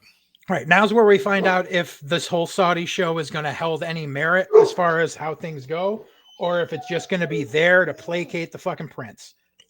Correct. All right. So now we come to the end of our show that we've been teasing for a while now. We've been teasing time and time again about Mr. Alexander having a story he'd like to run through on the show regarding him and a certain independent wrestling company that runs in the Northeast area. So that being said, I'll just give you this as a note. If any questions come to mind in the midst of your storytelling, please pardon me for any interruptions I may provide. No problem. So that being said, the floor is now yours, sir. So there's many facets to this story. I'm going to go off on a few different tangents, but I'm going to try to always circle it back to where I'm supposed to go. But this comes from the fact that, this company has been mentioned a few times on here, and how I've kind of been quiet about this shit out of professionalism for way too fucking long. And I'm at a point where I don't give a fuck anymore. I tried to be civil. We, me and Wood tried to be civil about this when we were in the thick of it. And you know something? There is no being civil. So fuck it. So, and I will preface this by saying I know there's people out there that go to Northeast wrestling shows because they want to see the people they book and they want to get autographs and shit like that. And that's all well and good. I'm not going to tell you to not go there. I'm not going to tell you where to spend your dollar. I'm just going to let you know my personal experience that I have had with them and why I think that their owner's a fucking scumbag. Um, and trust me, and it bothers me at times when I see like faithful friends and faithful fans taking pictures at their shows, but I'm not going to tell them don't fucking go. Like, and this is the problem is that they run what we call super shows. Same thing with big time wrestling. It's no one's going there for their home talent. No one's going there for their storylines. They're going there to see the fucking ex-WWE guys that are announced on the poster to get a fucking autograph and a picture. That's what they're there for. No one's going for a fucking 5-star match. And that's all well and good. Here's where my problem is. So, where do I start? So back when I first got in, I actually took over commentary in DPW from the Guardian of Chaos, Big Daddy. He's a manager. It's been around for a while. He managed for Northeast Wrestling. And every time there was a Connecticut show coming up, he would hit up every fucking person, including me, including Mike Milano, everyone, trying to sell tickets. Because as a manager, he had a quota of tickets to sell to be able to appear on the show. In the indie band industry, we call that pay to play, which happens to a lot of bands when you want to be on the tour. When you want to be an opening act for a larger tour that's coming to town, you got to sell tickets. My old band, when we used to want to play the Webster Theater to open for a national act, we had to sell a minimum of 25 tickets to play. It's the way it goes. That's something that I've never been a fan of in the music industry nor the wrestling industry, because that happens in the wrestling industry still to this day. The most infamous of it was the old Jersey All Pro shows, where the shows would run 5.5 hours because there would be all these student matches, because they weren't students, they were ticket seller matches, because all these guys each had to sell 25 tickets or so to get on the show. So you would have 1,000 people in the crowd, but that would be because these 10 fucking guys all sold fucking 25 tickets a piece. So 250 of those people bought tickets off these workers, and then you had to give all these guys matches on the show. So NEW is infamous for being a ticket seller company. There's guys who Bull Dread still has to sell tickets to get on shows. He'll deny it to this day, but he still has to. They used to do the same with the Man Scout, Nick Manning. I believe he had to be a ticket seller for a good long time before he just got used regularly. So I've never been a fan of that aspect, and but I never said boo, because at the time I was really green in the business, and whatever happens, happens. So what happened was, at the time, Bulldog Blansky was held backstage for NEW. Ron Zombie was working there all the time. So we kind of kept a decent truce going on. We actually tried to have a working arrangement with them at one point. There was this whole thing back when we first opened the school where we were running an angle where Zombie turned heel. And basically it was going to be like the Bret Hart thing. He was a heel for us, but he was a babyface at NEW. That kind of fell through because Ron was never available for our shows, because he was working NEW shows, or he was just not available in general. So it ended up not working out in the long run. Whatever, no harm, no foul. We actually had an open relationship with Mike O'Brien at the time, which is his real name. His real name is not Mike Lombardi. When one person once asked him why he says he calls that not himself and doesn't call himself O'Brien, he said, and I quote, "Because that's my slave name." I'll leave that at that. So we kept in we had an open dialogue with Mike O'Brien in like 06, 07. We hung out, we went to a couple of his shows and hung out in the back. And like hung out afterwards and shit, after hours parties and shit at the hotel. We were allowed to hand out flyers for our shows at his. There was at one point where they were going to be running in Torrington at Torrington High School. This is before they fucked the town of Torrington over, which I'll get to in a little bit. They were running a show in Torrington, and they did a spot where they had a tag match involving the mayor of Torrington, who was like a younger guy at the time. He came to our school to train with Purdy Curdy to learn how to take bumps and everything for the match. We offered that because Purdy Curdy was working for O'Brien at the time too, which he still does to this day as a ring announcer because he can't bump anymore. So Curdy, we offer that up as use so the dude could learn how to do his, do his basics for the match and shit. Which we had no problem with. And in exchange, we got to have a couple of our guys on that show. Chris Moach got to appear on that show in a battle royal, and a couple other people. So it was very civil at the time. That civility seemed to kind of start waning after certain things started happening. We basically, like I said, we were the first company to give the Now their big break. NEW started booking the Now, and we didn't see them after that. Like they came, but like I said, it was like 2 years in between time where we didn't see him, but then they came back, and then all of a sudden we didn't see him again. Because word started getting around that Mike O'Brien started telling people that if you work for anyone else in Connecticut, you'll never work for me again. The dude thinks he's Vince McMahon. That was the first red flag.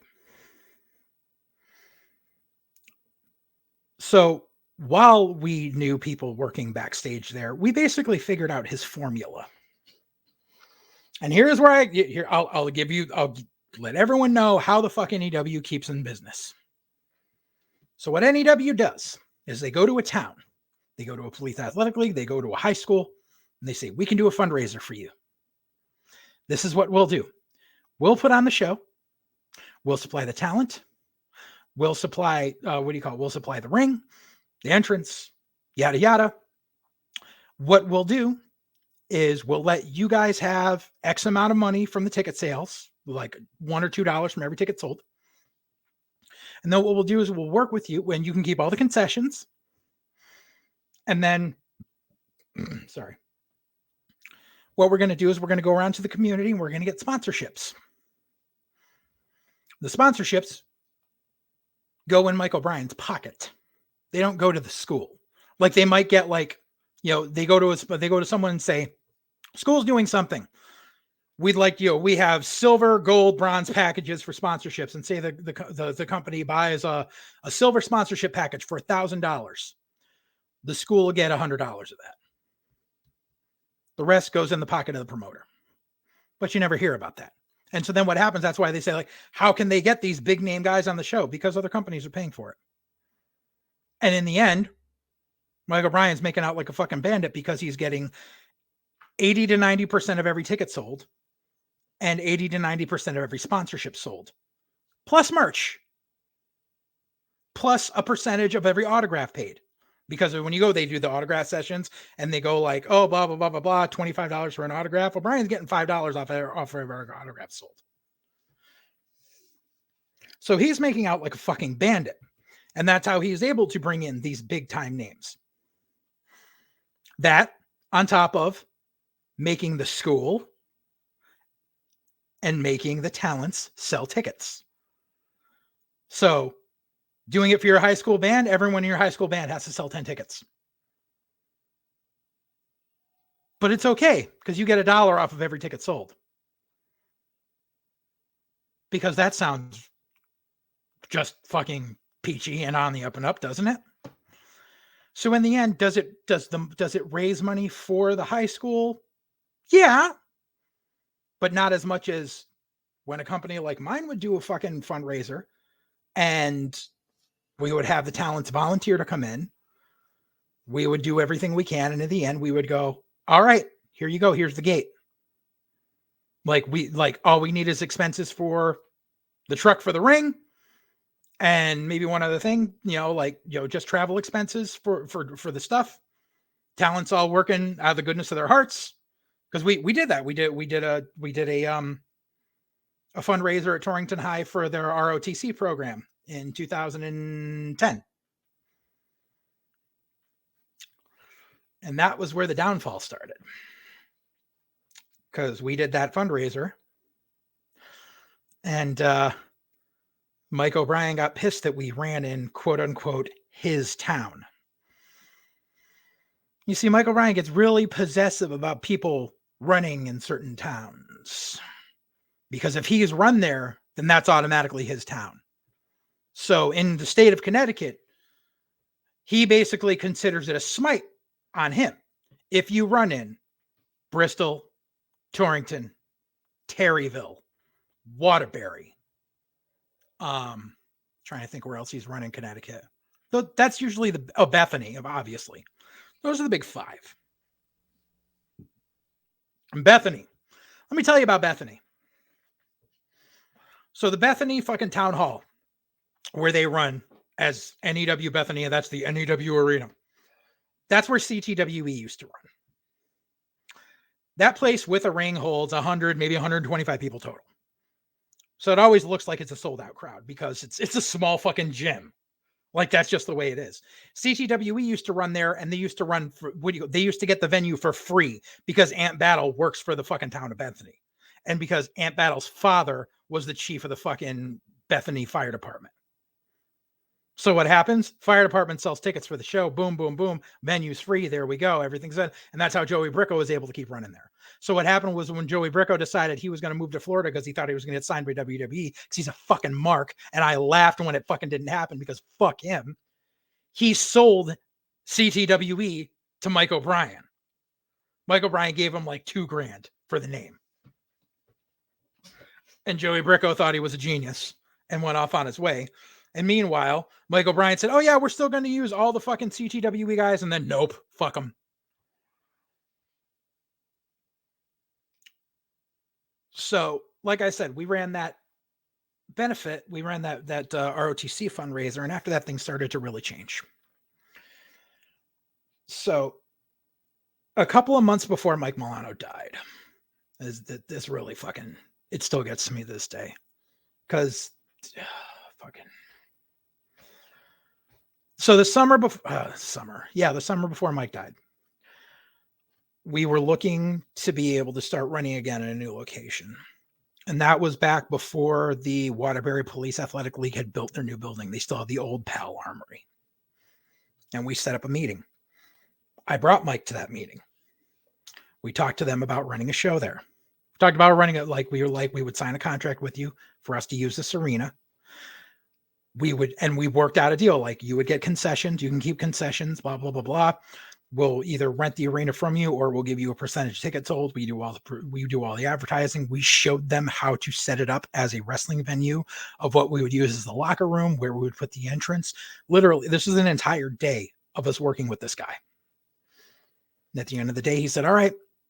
He's like, I'll bring it to the board and we'll contact you. And it'll be a pleasure doing business with you. 3.5 weeks passed. We didn't hear anything. Mike calls him back. He says, hey, what happened with, we haven't heard from you. And he says, yeah, I brought it to the board and they said they really don't want to have wrestling in this building. Okay, no harm, no foul. We tried. Less than a month later, Northeast Wrestling comes to you live from the Waterbury Police Athletic League building. Why? Because, well, a couple of people that worked for us who talked to Mike spoke to some people who speak to O'Brien and let them know that we were looking into it. And I'm not saying like someone snitched. It was probably just passing conversation between workers. And it somehow got back to him. And then, oh, look, Mike O'Brien comes in and goes, I'll give you this much more money to fucking sign with me. And that's how NEW got the Waterbury Police Athletic League building. They were not looking into it. They fucking poached it from us while we were waiting to sign a contract on it. And unfortunately, a couple months later, Mike died and we never got to fight it. So when I started running, when I decided to open up Dissension Pro Wrestling, the venue I looked at in Torrington, I wanted to run there with RPW because I was there for some function. Someone was throwing a party and I was looking at the venue and I was like, this venue would be great. And I contacted Eric and I was like, I found a place to run the Connecticut shows in and everything. And we were going to work on it. And then, what happened was, it just kind of went by and Eric was content with running in Mass. And, when we were looking to start running on our own, I was like, I want to use this building in Torrington. So we did. And it was also because this was years after NEW stopped running Torrington, because as we found out, they fucked over the Torrington Police Athletic League and they fucked over Torrington High School. And they weren't running there anymore because they fucked them over on fundraiser money. Like majorly. Like the last time they had run there was a few years before we decided to run there. So I was like, something? They fucked this town. So now I have no qualms about running here. What happens? Almost every single show, and we went out of our way to make sure that we weren't running the same weekend as NEW because we didn't want to fucking step on toes. Because that's the last thing we fucking needed was that motherfucker on our fucking backs. So I would look, we would check, we would make sure the calendar be all clear. We're like, okay, they're running in New York this weekend. All right, we're good. Let's run this weekend. Literally a week to 2 weeks after every show we announced, NEW is going to run a special show in Bethany on the exact same fucking day. Because that's my town. That's my state. So he splits the fucking state. And he'll bring, and he was fucking doing shows where he would bring in like 3 names that he had under contract for X amount of appearances to come work a fucking show in front of 120 people just to make sure those 120 people don't go to our fucking show. Because he's a fucking asshole. And that's when I find out during all this, because I was like, why does this, like, what the fuck did we do to this motherfucker? And that was when all the fucking shit started coming out, where I found out about him getting pissed off at us back in the day and how, like, I didn't even know at the time, like when we did the memorial show for Mike after he died, we went fucking, and we had people flyer a fucking NEW Bethany show, and he saw the flyers and was like, you're banned from my fucking shows from now on. You're not allowed to flyer here. When we had no problem with us flyering before. So that's how Shell got banned from NEW shows. And then word got out because I went and flyered a fucking show he did at Crosby and Merritt in Waterbury. And I got banned from NEW's for all NEW future shows. Like I'm going to fucking go. Sorry, dude, I'm a worker. I don't need autographs. And I know I'm never going to get booked on your shit. Plus, I went out and I would expose about how fucking all these local guys would be like, I'm going to work for NEW. No, you're going to be a ticket seller for him. And that's the other tangent that I wanted to go off on about talent that work for NEW. There's talent still to this day that work for NEW who won't work for me or won't work for anyone else in Connecticut because they've been told, as I said before, Michael Bryan says, if you work for this person, I'll never book you again and I'll blackball you from the industry because he thinks he's fucking Vince McMahon. He tells people, I'll make sure you don't work anywhere else. And it's because he suckers these guys into thinking. And this is the problem where I say there's too many marks in the locker room. I say that a lot. I say there's workers and marks. And you can tell who still is a mark because he'll be like, oh yeah, I'll book you. You come in and you're going to be on this show with these ex-WWE guys. And there's talent scouts in the crowd because these are WWE guys. And this is how you're going to get seen. And this is how you're going to get signed. And they see that a couple of random guys in the past who have worked for him are now signed, like fucking Punishment Martinez, fucking Damian Priest. Yeah, you know what's really funny? When I tried to book Damian Priest and he fucking big leagued me, 3 weeks later, he's working for NEW. Coincidence? But guess what? He got to WWE because he trained at the Monster Factory, and WWE always has guys checking out the Monster Factory. It had nothing to do with him working for Northeast Wrestling. But there's guys who legit think because they work for Northeast Wrestling and because they're in there in a battle royal with Jerry Lawler, that means that they're going to get signed. And there's guys that have been doing this for so fucking long. They still fucking drink the Kool-Aid. People like Wrecking Ball Legursky, who's still in fucking NEW. How many WWE tryouts has he had? Guess what? They ain't fucking signing you, and has nothing to do with working NEW. Brad Hollister? Yeah, no, fucking Hollister got pissed at me because he fucking talked. They fucking ran a show that I flyered. Fucking Muzzy Field in Bristol. It's a fucking single A minor league fucking baseball field. They ran a fucking show there. I brought a couple people there to flyer for one of our last shows a few years back. And I was like, all right, I need like 4 or 5 people because it's an NEW show. So there's going to be a whole bunch of people here because there always are. And I'm going to fucking, so that way I can get it done fairly stealthily and fairly quickly if I have a lot of hands. We fucking pull up there. The show is going on. It wasn't like it was before or after the show. The show was going on. On that show was fucking Ryback versus Wrecking Ball Legursky. Gee, I wonder how fucking awful that match was. But you can see into the field from the other side of the park. That place was empty. Like they did hardly any advertising. That place was empty.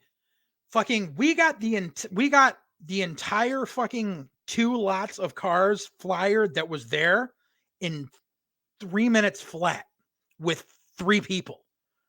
So that shows you how many, and that was including workers' cars. So that shows you how many people they actually drew. Then Brad Hollister is there online saying they drew fucking 3,000 people. I'm like, no, you fucking didn't. I was there. And he's like, yeah, you're a fucking liar. I'm like, dude. And I showed pictures I took from the other side of the fucking park. I'm like, those are empty bleachers. And he got pissed and fucking blocked me because that was the thing. Because we fucking booked Hollister and then NEW started booking him. And then I said, are you available? And he said, I'm sorry, but as long as I work for O'Brien, I can't work for you. Like, why not? He's not Vince McMahon. You're a fucking indie worker.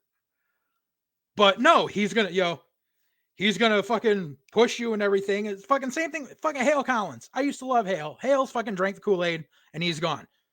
Vic, luckily, is still fucking, Vic still has a brain. Hale's gone. I don't know what the fuck happened to him. But that's the way it is he suckers fucking workers into thinking he's going to make them stars. No one who has ever worked for Northeast Wrestling has gone on to be some megastar in WWE and has credited NEW. NEW is a fucking super show where they book local guys to sell tickets, and that is it. No one goes to these shows to see local guys because it's the same guys every fucking show. I love Ron, but Ron's always there. Like you go NEW Bethany, it's always Ron Zombie, Bull Dread, fucking Jake Manning, fucking Jay Busta if he feels like wrestling that fucking month, fucking Jared Silvercliff, that little piece of shit. That kid belongs nowhere near the fucking business, but he's fucking O'Brien's lapdog. He sits there and talks shit about me online thinking I don't know about it. Like, calls me a fucking mark. Like, dude, I was in the business for 10 years before your ass came around wanting to be a fucking ring announcer. Another kid that used to be his lapdog, fucking Vince Barry. That kid fucking got outed for being a huge fucking racist and got fucking ousted. But for a while he was O'Brien's lapdog. O'Brien always keeps a lapdog by him and fucking rewards them by letting them be a manager even though they're not trained. Stevie Stamos was another one. Stevie started out as a fucking ref for us, and then that motherfucker thought he was Dolph Ziggler all of a sudden, even though he weighs he's got a fucking pothole gut that makes mine look a shame. And fucking he sits there and thinks that he's something. He's a fucking troll and a half. But he was O'Brien's fucking lapdog for a while. But then O'Brien always kicks him to the side, and finds another mark to do his fucking dirty work. And these people, they fucking see it happening, but they still fucking work for this motherfucker because they think he's the be all end all fucking promoter. And he's not. He suckers schools. He suckers police athletic leagues. He suckers any fucking organization that is trying to raise funds to stay in business, to pocket his fucking fantasy of being able to hang out with wrestlers. And I will tell you exactly why. I will fucking quote, not quote, I will give you a notation. Fucking one of the shows he ran at the Danbury PAL. We were at the after party. We were all having a decent fucking time. The fucking bar had a fucking dance club part of it, and we were hanging out. I remember it was me and Milano and fucking Shell, and we were hanging out with Purdy Curdy and fucking Nick Richards, Fred Curry, not Fred Curry, Nick Curry, not Nick Curry. Yeah, Rocket. Fred Curry Jr. Sorry, yes, Fred Curry Jr. Fucking Abyss, Chris Sabin, Jay Lethal, fucking, and we were all just mellow and chill, and everything was fine. And what happens was the bar closed, and they were like, "Okay, you guys, it's last call. You got to leave." And we were all kind of like hemming and hawing. And that's when Abyss fucking pulled out his fucking Amex Black card and ordered a case of fucking Bud Light at bar price to go. Yeah, hotel bar price. To bring up to his room just so we could all chill and hang out. And it was just going to be chill and hanging out. And what happens? Mike O'Brien's drunk ass fucking going and is fucking throwing plants in the lobby and taking garbage cans and throwing them down the halls, acting like he's fucking Keith Moon. And they're like, dude, what do you know? He's like, you're wrestlers. You're supposed to be party animals. What the fuck? Because he thinks that's the way it's supposed to be. And that's not this generation. Like, just, yeah, we'll have a couple of beers and chill. But dude, like, what the fuck? And he had this fucking mentality, thinking like everyone is a fucking rock star because that's what he wants to fucking be. Because he's a lowly little fucking stupid ass fucking micro dick piece of shit who needs to fucking make himself out to more than he is. And I'm sorry. I like every time I see like, oh, look who NEW's bringing in. I don't fucking care because I know how they're doing it. And I feel sorry for whatever organization they're suckering out of the money to do it. And their houses are drawing less and less. They fucking, the Mid-Hudson Civic Center in Poughkeepsie that they, what do you call it? Not this past time they ran, but the time before that, where Jim Anderson was still there because he went to go fucking for there was the casket match between fucking Lawler and Enzo. They drew like 300 people. Like it wasn't like this huge fucking thing. And that's the thing. They make it out to be like they're drawing these fucking sold out houses and they're not. Like if they run in a high school, you're probably going to see at least 500 people because they're making the high school sell X amount of tickets for the show to happen. But when they run their own shows, quote unquote, when they do shit at like the baseball field in Fishkill or in Newburgh or Mid-Hudson or some shit like that, where they're running on their own accord and they only have like 3 sponsors, they're really, the crowd isn't that big. Like that's the difference where you can tell what fucking nonprofit are they bilking out of money, because that determines the size of the fucking crowd. And it fucking gets to me that people think that it's this great company to work for, and it's not. There's so many people who have said, you know something, this guy fucked me over and I'm sorry if that's one of the reasons Anderson became such good friends with us, was because he was like, dude, this guy's a piece of shit and it took me too long to figure it out. But he was just like, you know something, fuck him. You know, that was fucking, there was a time fucking Brian Anthony showed up in fucking RPW because he was on the outs with O'Brien, and he fucking told us all the shit that O'Brien put him through, because he was O'Brien's golden boy forever, and apparently he is again because he didn't learn his lesson. But how long? Look, and that's the thing. Look at how long Brian Anthony's been the staple of Northeast wrestling, going on about 15 years now. Never made it anywhere. And that's not knocking Brian, but what I'm just saying is people believe that if I work for this guy, I'm going to become a megastar. And no, just because you work with a couple of ex-WWE guys or a couple of current AEW guys doesn't mean shit. It's the same as working a squash match on fucking YouTube. That's all it is. That's the most exposure you're getting. Oh, and another thing, speaking of YouTube, because you can't see any NEW shit on YouTube. Why? Because you literally have to buy their DVDs. They don't have a streaming service. They still make you buy DVDs of their shows. If you are caught taking video at their shows, they will fucking copyright strike you and they will ban you from all their fucking future shows. If you write the results of their shows online, they will fucking contact wherever site it was, they fucking does it and fucking has it taken down, and they will ban you from their shows. What kind of fucking company does that? It's not spoilers if the show already happened. And sorry, but if you live in fucking Massapequa and the show's in Maine, like, guess what? If you want to know the results, you want to know the results. Big fucking deal. Like, it's not like it's this life-changing thing where fucking, like, it's fucking ridiculous. It is so utterly ridiculous. Like, it gets me so fucking heated thinking about it. I need a beer.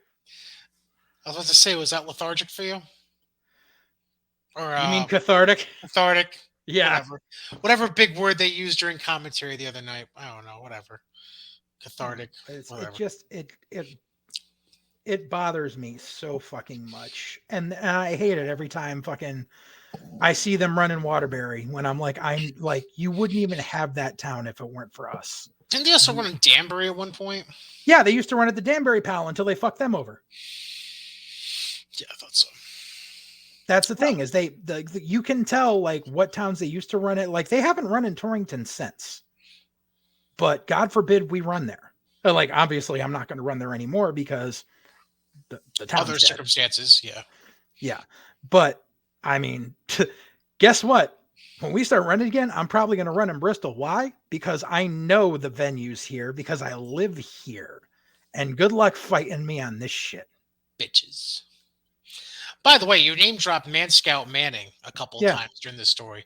Yeah. Did you see that he got hired by the merch department for AEW? Really? Yeah. I mean, ticket seller becomes a merch seller. Go right ahead. There's even a... this is from TV this past week. Wow. He's still doing indie dates, but like... Right. I mean, not like I said, I'm never going to knock anyone as far as their work rate or whatever, but like...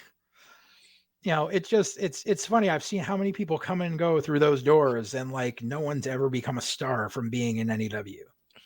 Like, there might have been consequence where NEW has been booking a guy because they've been big at the time. Like 6 degrees of separation. Right, exactly. Like fucking like Warbeard Hansen was already a big thing in ROH and Japan before Mike O'Brien decided to put his fucking belt on him. Right. Like, right now his champion is Dan Moff. Like, Moff has a storied fucking career. Moff is doing this because he knows it's a payday. Did Dijak work a few shows for him too at one point? Yeah, I thought so. Yeah, that's where Dijak and fucking Dijak and Cody had a whole bunch of matches for him. Yeah, but Chris's real start and was chaotic, and then Beyond, and Beyond in Ring of Honor. Yeah, or not Ring of Evolve. He was in Ring of Honor. Oh yeah, but Evolve too. Right. Keith and Dijak had a lot of matches in Evolve. Because he was in ROH for a short time because they booked him with House of Truth. If I remember correctly. Yeah, I think that's right. Yeah, they booked him. Yeah, because it was him and Lethal, I think. Yeah. At that point. Right. But it's like I said, it's all a matter of circumstance, and it's pissed me off to no end that this is the Indies. You should be able to coexist on the fucking Indies, and the fact that every time we've run, this motherfucker has decided to run on the same day to split the state. And the only thing that does result in some hurt feelings for me, because I've seen people who have been at our shows be like, I'll always come to your shows. I love your shows, blah, blah, blah. But the second NEW pops up, they're over there. And I'm not going to fault them because it's ultimately their decision where they want to spend their dollar. But it's just kind of a dick move. Being spiteful for spite's sake. Right. Well, I mean, that's him being spiteful, but as far as them going to that show, that's what I meant. Because I can go get an autograph at this one. It kind of irks me. Yeah. No, I agree. It's like, especially because like that was the thing, was because he got pissed because like the first show we ran went under the radar and he didn't fucking know. And everyone came out basically saying, "Thank God there's something like that." I remember putting quotes on our page. "Thank God there's something new in Connecticut. We're same of this. We're sick of the same ticket seller matches." And he got pissed at it. And it's like it's funny because like I'm not the only company that runs in Connecticut. Right. Like Blitzkrieg has run in Enfield for God knows how long, and he's never fucking gone after them. Mm-hmm. There are companies that run on the other side of the river. I'm assuming, like, I mean, that's the thing, is there's not a lot of companies that run in Connecticut because they're afraid. And like, you shouldn't be afraid of an indie promoter. Right. No, I agree. It's like besides schools, you don't see companies running. Yeah, because the only thing I could think of. Paradise Alley runs their fundraiser shows and their school shows. Test of Strength is based out of Connecticut too, right? Yeah, and they basically run out of their school. Except for when they poach my old venue. Right. Because my ex-business partner poached it for them. Right. Hint, hint, wink, wink. Which, go ahead and have that town. I'm not running there anymore. That's all I can really think of. There was that one company that ran a couple of shows in Bridgeport, but I think they ran out of money. Mm-hmm. But that's because that's the thing, is like, that like, a lot of people, there used to be more companies in Connecticut, but they stopped running because they thought that it became a dead town. Like Mass became the hotbed around here again. And now it's cycled up to Maine. Maine is the one with all the indies. And it cycles around like that for every few years. But back when we first started running and we were in Naugatuck, it was us in Naugatuck. CCW was running in Bridgeport. Eventually PGW started running down in Stratford. Bob Evans still had Slam Tech running out of Plainfield. There was Wrestle Jam was still running. Mm-hmm. And there was like a couple others here and there. But there's no reason why companies can't coexist on the fucking indies. There's no reason. But this guy makes it so that you can't. And that's where I have the biggest fucking problem. No, I hear you. And banning people from shows for the dumbest shit. Sounds like somebody that used to run shows around here, but I'll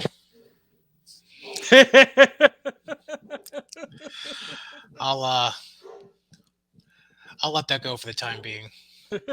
I'll drop a hint. You could probably put one and one together because I'm assuming you've heard stories about this person from who I'm about to mention. Drake used to be in deep with him for a while.